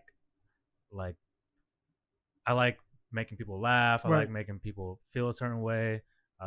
Even when I competed, like I was telling everyone, I wasn't nervous at all. Right. Like the crowd being around. And I was cool with it. And but I just figuring out what I want to do as an entertainer because, like I said, I don't see myself going pro. But it's, I mean, if I'm good enough, then and that's all it takes is one person to be like, yeah, you're whatever. And it is weird how it's kind of weird how like fighting's turning pro is a little bit different. Pretty much, the guy is like you get somebody who they want to vouch for you that you number one, you can protect yourself and you're not gonna just go in there and get slaughtered and stuff like that.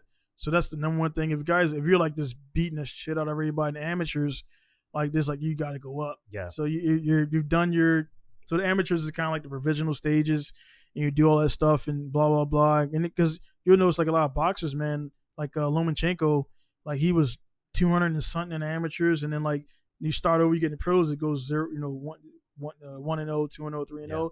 So these guys had like tons of fights, and then like even like Mike Tyson. Yeah. If you just know about the Mike Tyson the pro, you would think his first loss was Buster Douglas. Like, no, that wasn't his first loss. Yeah. That was his first pro loss. Yeah. So he lost in the amateurs before and did things, and most of those guys have blemishes. It's not, and boxing is one of those things where where I like MMA as far as records, because the boxing thing and the fights take so long to happen. By the time they happened, Manny Pacquiao and Mayweather, they were both kind of already up there in the age. They wanted to see that fight 10 years before it happened. Yeah. So, and speaking of that, man, what's your opinion on like the Jake Pauls and Logan Pauls and like stuff like that, man? It's a good business move for sure. And I don't hate on Jake Paul too much, only because I do see that he is training. Like he's got skill. I mean, he hasn't fought like the boxers yet. Right. And then I was looking forward to the Fury thing, and then Fury got something happened, so Woodley is back in. Yep. And that with that thing is like, it sucks because it's one of those things where like you see you're getting into this stuff, man, and online. And you got a YouTube channel and stuff like that? Eternal TV. Okay. Well, I'll get all that stuff. I'll put it all down there, man. Okay. So will you get all that stuff, man? Like, I mean, my channel right now, right now as we speak, I just checked it. I check it always, check the analytics and everything. Because the shorts is something that's cool, because that is cool. So I'm at 8,100 something right now. As of right now, I started my channel back in 2006. And I didn't start like before. It was like game stuff, and then I started doing some other stuff. And I didn't actually start. I never appeared on it and talked until like 2000, like 2012 or something like that. Yeah. Like before, it was just video editing. I never. That's crazy. It was just me driving or whatever, but I never talk and stuff like that. Yeah. Then I was like, man, who the fuck want to listen to whatever? Then my channel went from like I had like something 1,000 subscribers, then it went up to like 2,000 something, and then like after that, so it really from 2015 to now, I went from like 2,000 something subscribers to like 8,000. Yeah. All organic. No, I didn't buy anything, or I didn't like, you know. And people think that's another thing too, man. It'll be cool if it works that way. But like I can no shit have Logan Paul like on here. Like it would probably never happen because they're just in a different stratosphere doing as far as the YouTube stuff. Yeah. But people think they think the rub is like, you know, it's going to happen always. So like, of course, if you go on Rogan's podcast, then there is so many people there that you're going to get like maybe 7,000 people that's going to go, and that'll probably be it. And that's still a good bump overnight. Yeah. But you see, that's one thing I see with there's a lot of other YouTubers here in Japan, and I put it out there, man. They're all automotive guys, but I'm the industry, and they make their YouTube channel off of following the industry. But they won't come see me because I'm a gaijin, and also I'm a YouTuber. I use that word loosely. YouTuber, I think, is just somebody. YouTuber to me is somebody who makes a lot of money off of it. Yeah. I'm a guy that posts on YouTube. Yeah. It's still is lucrative in a different way. So I make money by posting my business and stuff what I do in there, but I don't make money from YouTube. Yeah. So I made money by advertising the car in there and things. I sell a car, I get customers. So I've made a good amount of money by way of YouTube, but not from YouTube. So it's a way to use it, and also people get hung up on the whole subscriber thing and having to have like all these people and all that stuff like that. Yeah. It doesn't work that way. And then again, when I was kind of alluding to, you can appear on somebody's channel or with another YouTuber. It doesn't necessarily mean you're gonna blow up like that. Yeah. You know, it does, because they're watching the footage so it kind of makes sense. If I did have Jake Paul or somebody on it, it would be the highest viewed video because his followers are watching. They're not watching to see me. Yeah. And they probably like, well, this guy talks too much or whatever. I only want to hear Jake talk or whatever. So the YouTube game, man, you got to be careful how you play it. Collabs are the way to do it. So for your channel, what kind of things are you posting? So I have at least, I think, like 8 or 9 episodes of my attempt at a podcast. And then so it's video. Yeah. Okay. Yeah. Let me know, man. I'm definitely down. Be down to come in there and just talk about whatever in there, man. Yeah. The only problem right now is like I'm moving out of my house, so it's like the setup's kind of gone. My bad. What's your D-Roast? My D-Roast is January 4th or 5th. Like coming up? Yeah. Oh damn, man, you're leaving, man. Yeah. I'm literally on my last few legs. Yeah. But as far as the like YouTube, I was actually gonna ask, like, how often do you look at the analytics? Because I personally just I'm doing it because I just want to do something fun and I want to reach people. Yeah. And so for the analytics, man, like I actually started taking it more serious. Like I'm not on it like every day, but like every other day I look at it, because the thing is, like, YouTube at one point when all those guys are making, like when Jake Paul made their stuff like that, YouTube is like, oh shit, we're giving out too much money. Yeah. So we got to make them like really, really, really work for it. So I'm in one of those guys, and I'm confident about it. My content is good, my editing is good, like, the audio is good and everything. But it's just so many people, it's so saturated that, case in point, you probably heard of the guy Mr. Beast. Mr. Beast. Yeah. I'm not familiar. But that's the thing. Yeah. He's the number one. He has 82.5 million subscribers. Wow. And I've never heard of him, because the particular stuff he does, that's not what I like. Mine is like martial arts, sports, music. Yeah. He does like some other, so he just recreated Squid Games, the whole thing.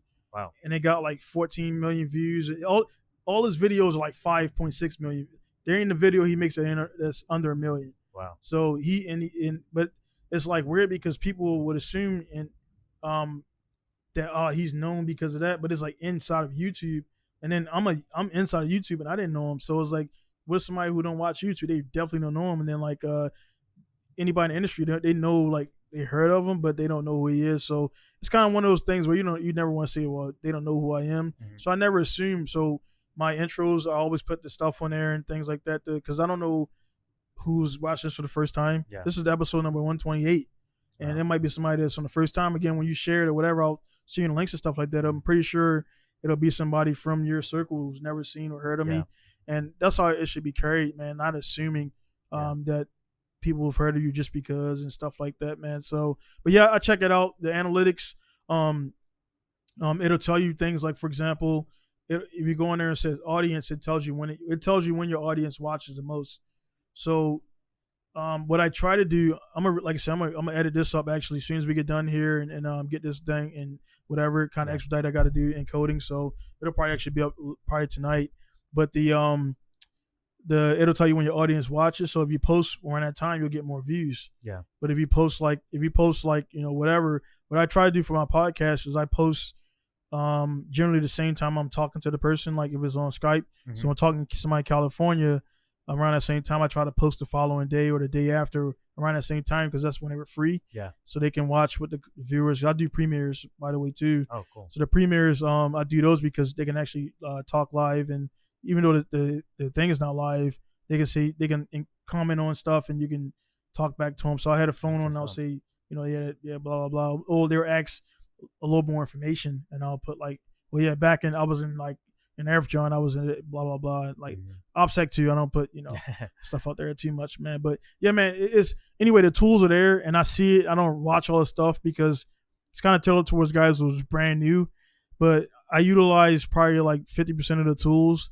And honestly, that's why, because YouTube is a tool, but it's not my grind. Yeah. And that's why my channel probably is not higher up there because I'm not doing like the subtitles on all the videos. I do it every once in a while because you can do like subs for like Germany and you can encode it. So when they search in German text or Russian text, it'll come up. So if they search Pinku Style or whatever and it's no translation for Portuguese or whatever, it's never going to come up. Yeah.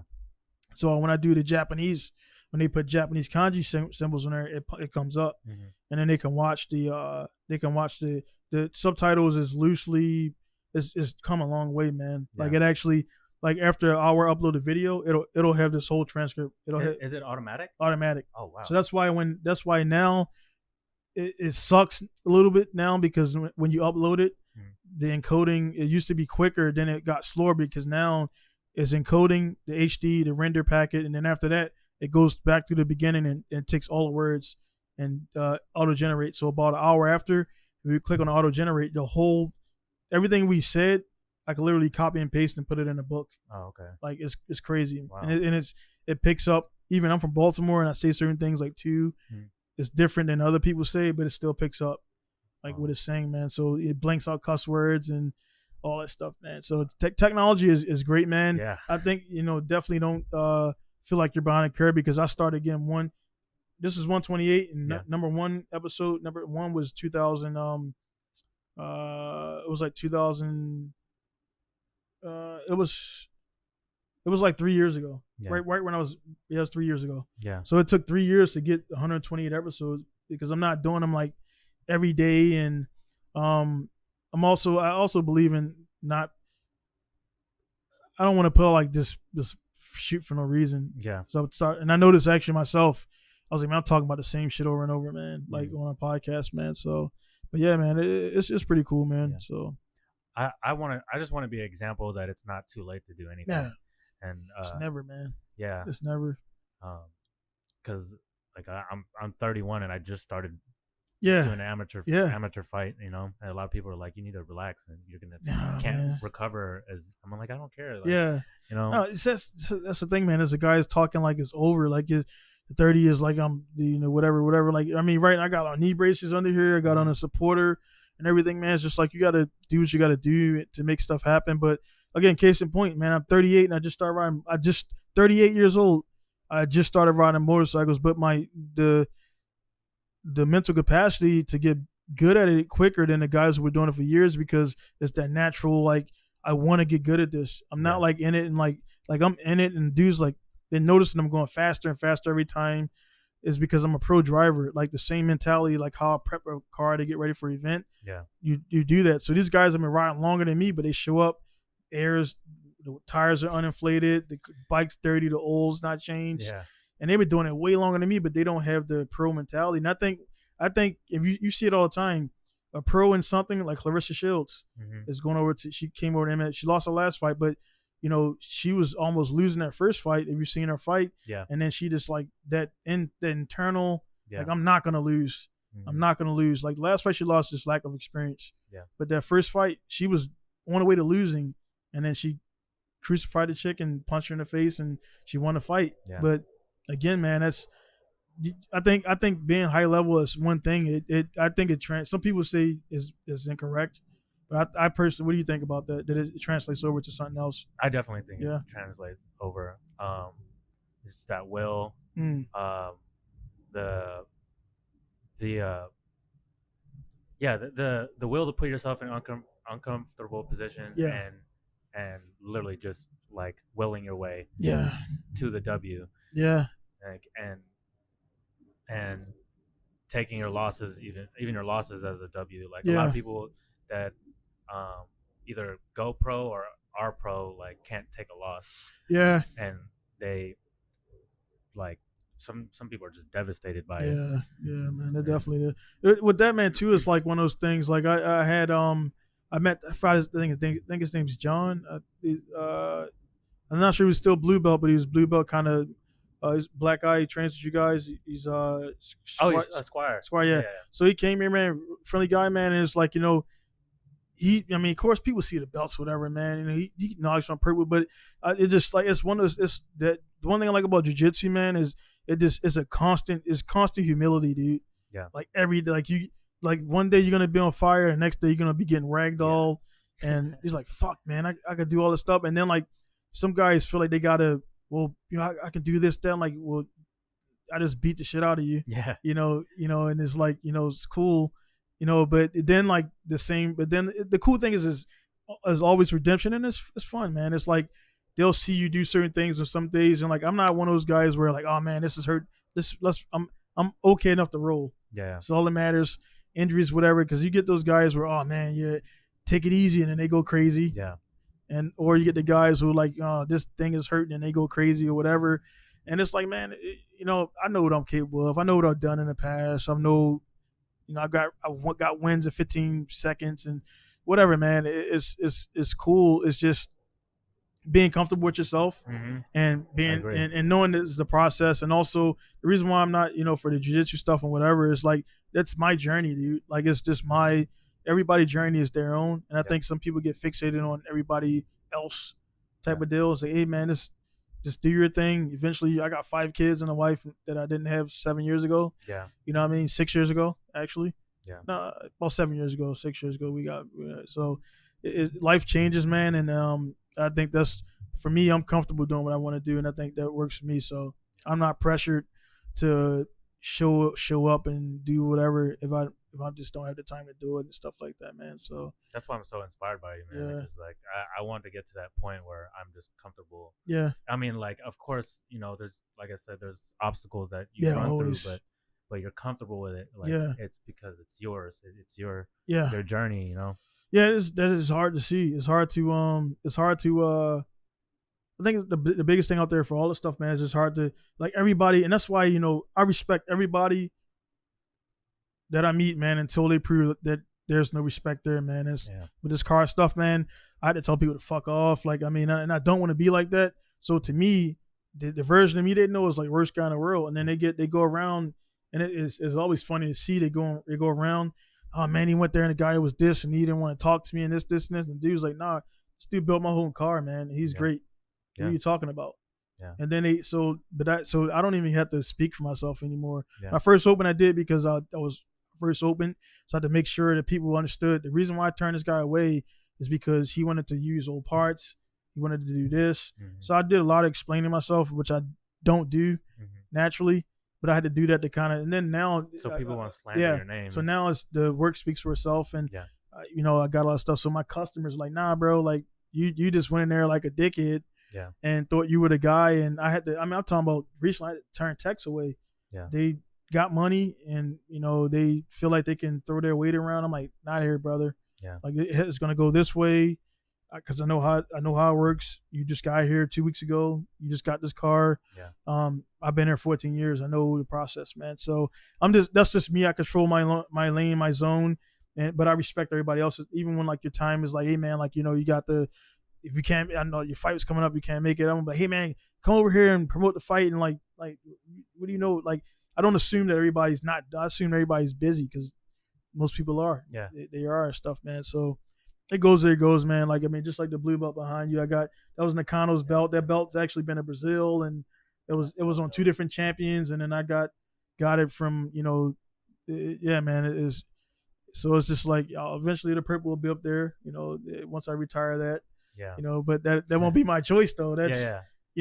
That's the choice of the professor and the time and everything. And you got to understand too with the jiu-jitsu stuff, time is a factor. But again, Rick was like, dude, you're not a blue. You don't train as much, but you clearly prove that you're not a blue belt anymore, and whatever and stuff like that. So maybe I'll be purple for another. I mean, it's been almost 203 years now.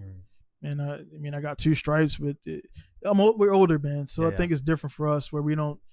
That's not seeming like the stripes and everything is not tied to my identity. Yeah. YouTube is the same way. My followers overall, social media wise, because you're 31, so you're not in the young guys. To me, is 21, 20 years old. Mm-hmm. Those guys, their likes and subscribers, all that stuff is tied to them. And then even some older guys, that's like, oh man, I just hit 250 million, 250. That'd be great.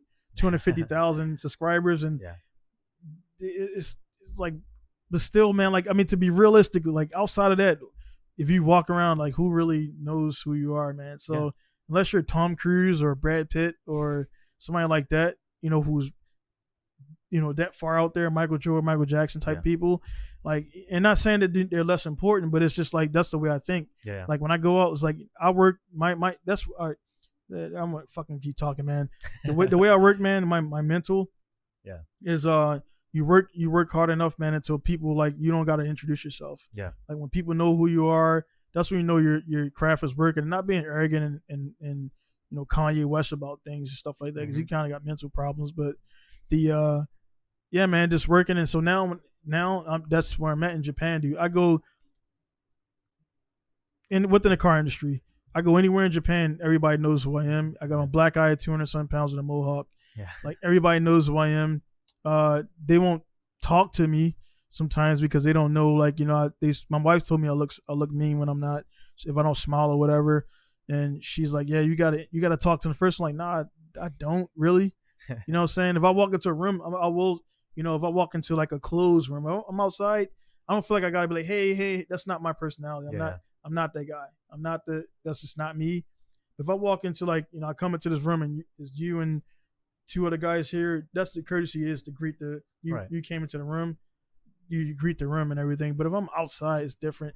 So she's like, oh, you got to go up to them. And I'm like, nah, that's not, if they want to, it's kind of like a mutual thing. If they kind of want to talk, they would come over and see the car. But Japanese men, they're very cliquish.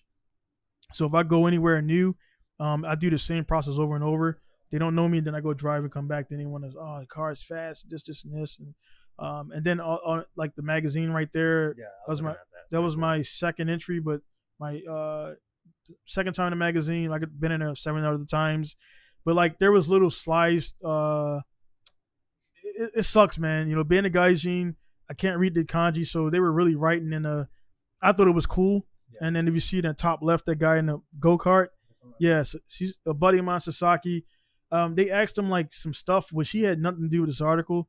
And he's like, he's a good mechanic, and this is my shop first open. Mm-hmm. And so that's the brown building. That was my first building right there. So the onsen is right there. You can see it in the left. So the onsen is like literally is literally next. Yeah, that's the onsen. Oh, wow. Yeah. So that's how close it was. So he was like and that actually screwed me over, man. And I haven't seen him since in person. What? He said like he's a good mechanic, but his cars break often. And I'm like, dude, my car broke once in an event, like one time. Yeah. And they interpreted that. So what they would in Japan, Japanese, you've been here, of course you've been around, you love it like me. But they are they're very passive aggressive. Mm-hmm. And I'm the furthest from I'm very, very direct. Yeah. Very blunt. And they won't say anything directly to you. Mm-hmm.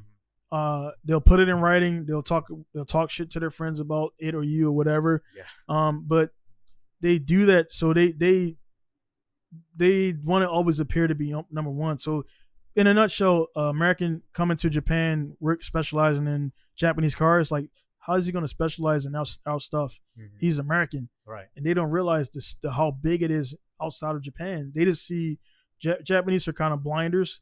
I love it here, my wife and everything, but I tell her, I'm like, you guys, the way you're brought up to be good at judo, to be a judo champion. You're brought up to be a racer. That's it. You can't do nothing else but race cars. Yeah. So the fact that I'm a pro driver, I'm a high level jiu-jitsu guy in retrospect compared to an average guy. Mm-hmm. I'm into bikes now. Like, I run a shop. She's like, well, how do you make music? And I'm good at that too, man. It's like, well, how do you do all this? I'm like, bro, because you're not limited by what you're doing. So like the Japanese style, they kind of like poke fun at things and stuff like that. So overall, that's the magazine stuff was, I kind of didn't talk to them for like 2 years after one article. Then they came back and did an apology article, another 2 pages. But then right at the end, it was all this cool stuff. Right at the end, he had a buddy translate it because he barely speaks Japanese. The last sentence. Yeah. So they just discredited the whole fucking article. I'm like, these motherfuckers, man. So and that's a common thing. They will always make it. They will always make it where they're the dominant force on whatever it is. Yeah. So and you know, for that, I can't. It's the major companies here. Actually, all my parts come from Australia, New Zealand, Europe, and America. And I'm in Japan where it's the source, but their parts are way high. They just refuse to. They think that their stuff is just the best ever. And at one point it was, but then technology caught up. Yeah. Equipment is cheaper. Same thing with YouTube. 4K cameras are cheaper. There's actually a 1080p camera that I don't use anymore. It works out good. You know, that was actually that thing did a lot of work, man. That thing did a lot of work, but now so I need to upgrade it to 4K though. It's cool, man. But it looks good right now. Yeah. Like, just and this is actually a preview. So which going to be actually higher than that and everything. So I'll actually knock it down a little bit, that way I can get it up there quicker, get it up there, upload it. Because actually the reason why this is cool because these are great because I go straight to, I don't got to do any post editing for the audio, and also when I do a Skype person, I gotta crop their picture out and then transpose that out, render it out, and then I gotta actually put that back in and then match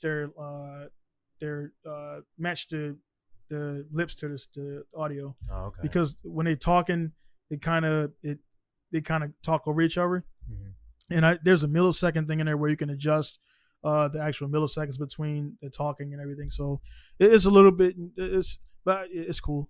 But these are the straight here into the thing. Do some little edits. I'll throw some of your pictures in there from your page and the little fight clips. Yeah. And that'll be it and everything, man. And that's cool too because you don't gotta send anything like, hey man, I got permission to, like, I'm kind of asking you right now, I got permission to use your footage and stuff. Yeah. It's like, all right, cool, yeah. Download Facebook video, put it in there. You ain't gotta send me anything anymore. You ain't gotta, like, those days are over. So it's pretty cool to do that, man. So, but yeah, man, it's definitely cool stuff, man. Then, like, for your podcast, where you going next? New Mexico. Yeah. So you going there? So you going to continue there, or? Yeah. So my main plan is just to actually just do a little bit of studying and just like figure out that craft, and like just do a bunch of research, because someone actually messaged me about like my lighting and equipment, the type of camera I should get. But I do plan on continuing, like after my year in. Well, definitely at any time, man. Please hit me up, man. Like like I say, I had most of the gear. Only thing I bought, so my gear consists of the camera and the green ring here. That's actually back. That was before PlayStation 4 came out. Oh wow! And what is it's actually a gaming recorder. Before Xbox had that live button and the PlayStation, you had to read. This was the HD. So basically, so the one right here is actually a different feed, and then there's another output on a TV, so it would actually read. So you can actually play the game live while it's recording, because when you record, there's always a delay. there's always a delay on the game, so you couldn't play the game. So this has another output that goes to another TV, and it will allow you. So this is actually the monitor. Right. And this is this monitor and record. And then if I'm gaming, I have another. So the actual game when I'm playing with somebody or whatever is actually live. It's not like a delay. So you see when I'm like move my hands and I stop right now, and it's still going. Yeah. So that little delay right there will be the time right there. So the way they did, what the new actually updated it did last week, the other day, used to be this mic. Now it's actually not like it now. It's actually when are we speaking? So before it used to be that delay used to be on the audio. Yeah. So I would speak and stop speaking, and then it would keep moving.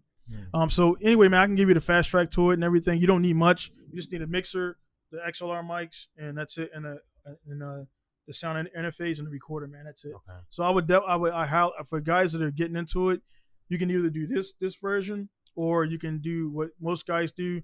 They record the audio like this, and then they just record it. Like they'll use the Audacity or whatever to record the audio, so the audio is crisp, and they'll take the video from the camera, and then they'll just merge them. So that's what all Rogan. That's what they do. Okay. So they have like, if you look at the thing, Rogan, they got like all the cameras, but the only thing about that, you got the camera looking at Rogan, the guests, the other shots. So they got that's three cameras. They got batteries. So you got to take all those down, and then the guy got to edit. So when he's doing the cuts and everything, you got to edit so the audio sync, but then you layer everything, and then you got Rogan talking, then you splice that out, and you got the other guy talking. And I might be out speaking out of turn, but the way they do it now is I could do it too. So you see where it says scene, the one that's highlighted. Yeah, scene one. So actually, if I had multiple cameras and I had a guy working here, so when they do that switchback, actually that's actually the old way I said. So they hit that thing and it switches the camera. So I tried it, but it was just it was a pain in the ass. I did it with one guest, and I had a web camera and like face to this face when we talk. Then when I would press the button, it would the delay, and then I had to sync his talk, and it was So generally, with the podcast you're watching, you got those scenes. So the camera will be a scene. So that'll be scene one. Scene two will be over here. Scene three will be like under the table, and you just click on it, and it just brings it around and everything. So this is XSplit. What I use, this is so right now if I'm recording, I stop recording, I press live stream, and instantly online. It goes okay, you ready to stream, goes to title, so it goes to Twitch, Facebook Live, everything's all in one. So I pay for the bundle. So there's a lot of different things up there. So you got OBS, XSplit, there's another one that that Rogan and them use, but that's just like some millionaire shit. You don't need all that, but this works for me great. And you can run you can have a intro, then you click over and have like your news thing come in, and so guys use this for the news. Actually, channels use these. So the Onion and stuff like that, they use this. Okay. So it's like an actual broadcast. You could do fade in, fade outs. I can bring up the if I want to, I could do it now. I can actually go online right now and type and bring up a fight and then have that in the picture and stuff like that. So it's very powerful, man. So, but we talk about that stuff on there, but that's for the guys that are listening, stuff like that, man. So again, man, I don't want to. I definitely got to get going too, man. And time flies, man. And like you said, man, I always say 30 minutes when I send out a thing to the guests, just to make them feel like this is not going to be hours. And almost every time, bro, it always goes to like hour and a half, 2 hours, because it's just you're talking and everything. And then when I start doing, actually, I'll probably go back and I'll see how much I was talking and probably cut out some of my talking, man. Because I guess I don't want to say, "Hey, guy talks too much, man." I don't talk to people a lot, to be honest, man. I don't. Yeah. Even when I see you out and about, I know you cut it pretty short and sweet. Yeah, it's all good, man. But no, man, it's definitely doable. To be honest, man, if I would have started when I said I was going to start it, this would be actually about episode. This would probably be like in the 200s. Yeah. And again, this is 128, and I started 3 years ago. So I was thinking about the podcast a while ago. Yeah. And I had the gear, most of it. I got this table. This table actually was from the E Club, and this was actually in my last shop. It was kind of my first podcast. I had to set this up every time because then I want the mics there, and I had to put the lights every time. And then so now those are fixed up there. So now I literally come in here, I hit one switch, everything lights up, the camera's cut on, I just turn the TV on, and press record, man. It's just like, yeah. So when I came and got this shop and I was seeing this room, I was like, podcast studio.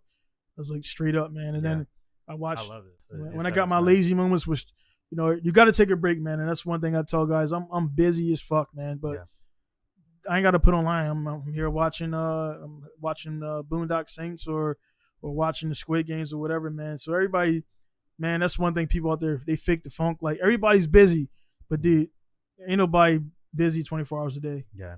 Nobody. You know what I mean? Elon Musk might be, you know, one of those guys that really does, and like, that's a condition and stuff like that, man. But for me, man, I'm busy with what I'm doing, and you know, I mean, just watching Squid Games with my wife or watching whatever the new Dexter came out or whatever, man. So it's like, you know, I do what I got to do, and I don't believe everything got to be online, man. So it is what it is and that stuff, man. So any closing remarks or questions or anything you want to? Follow and subscribe to my page. I've got Instagram, a Facebook page, and a YouTube page.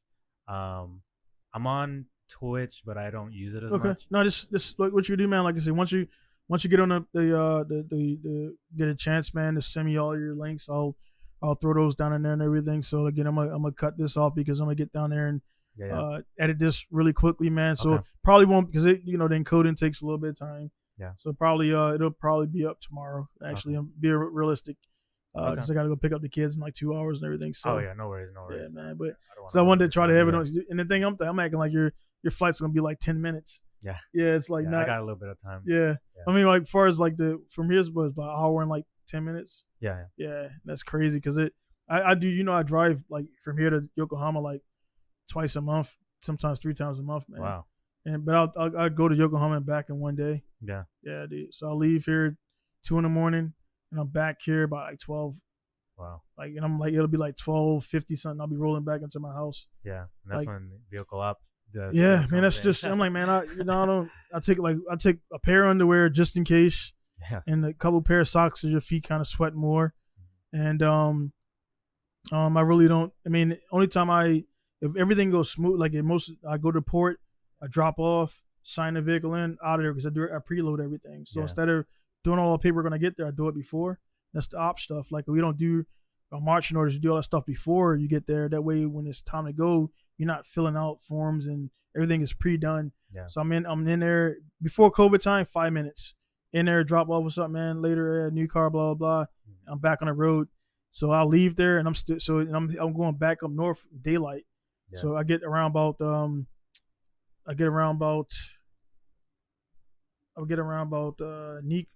Fukushima, Nikko area, Utsunomiya. Then it starts getting dark, and then I'll pull over, get a drink, and then press back up, man. Yeah. And actually with it, I watched 2 or 3 Rogan podcasts. That's 3 hours a piece. Yeah. Yeah, dude. Yeah. So I'm on the road. So I'm not one of those guys. I don't watch. Like, I watch everything, man. I watch a good amount of podcasts, man, and then it'll go into like some space shit, and then you go into like finance stuff and watching business stuff, and just always feeding the mind, man. Like, I don't know who the latest rappers are, and I make music, and I don't know anything about any of the latest drama. Yeah, because that stuff to me is not. It's not useful. It's not useful. Yeah. It's not to be able to do that, man. It's not useful. It's not.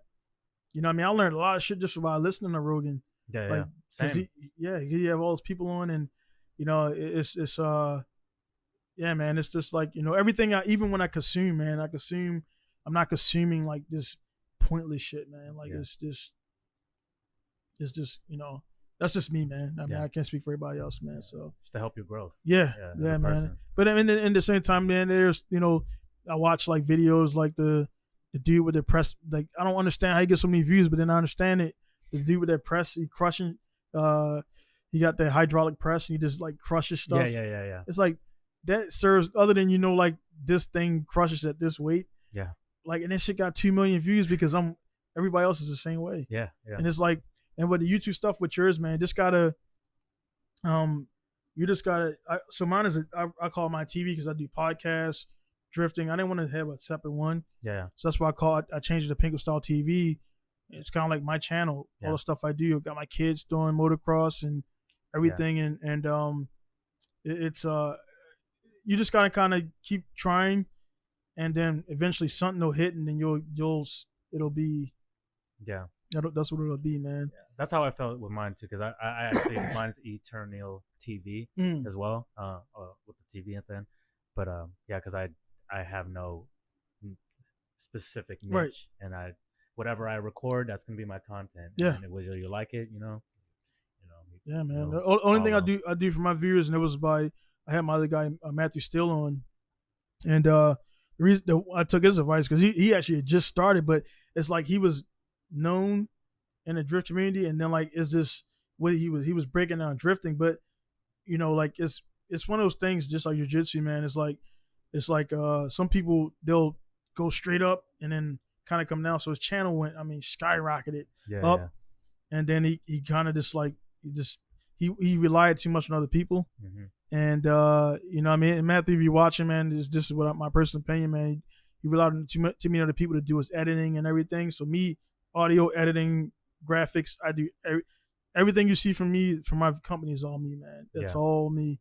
I got a few partners that I work with, but as far as the promotion, every post, that's all me, man. So that's actually what it is. It's actually customer rolling right there, but it's all good. He can wait because he's actually a little bit early and everything. So when we get done, I'll talk to him and I'll give you a ride. Okay. Back to base and everything. But no, man, it's been a great time, man. I don't see it until after I get done, man.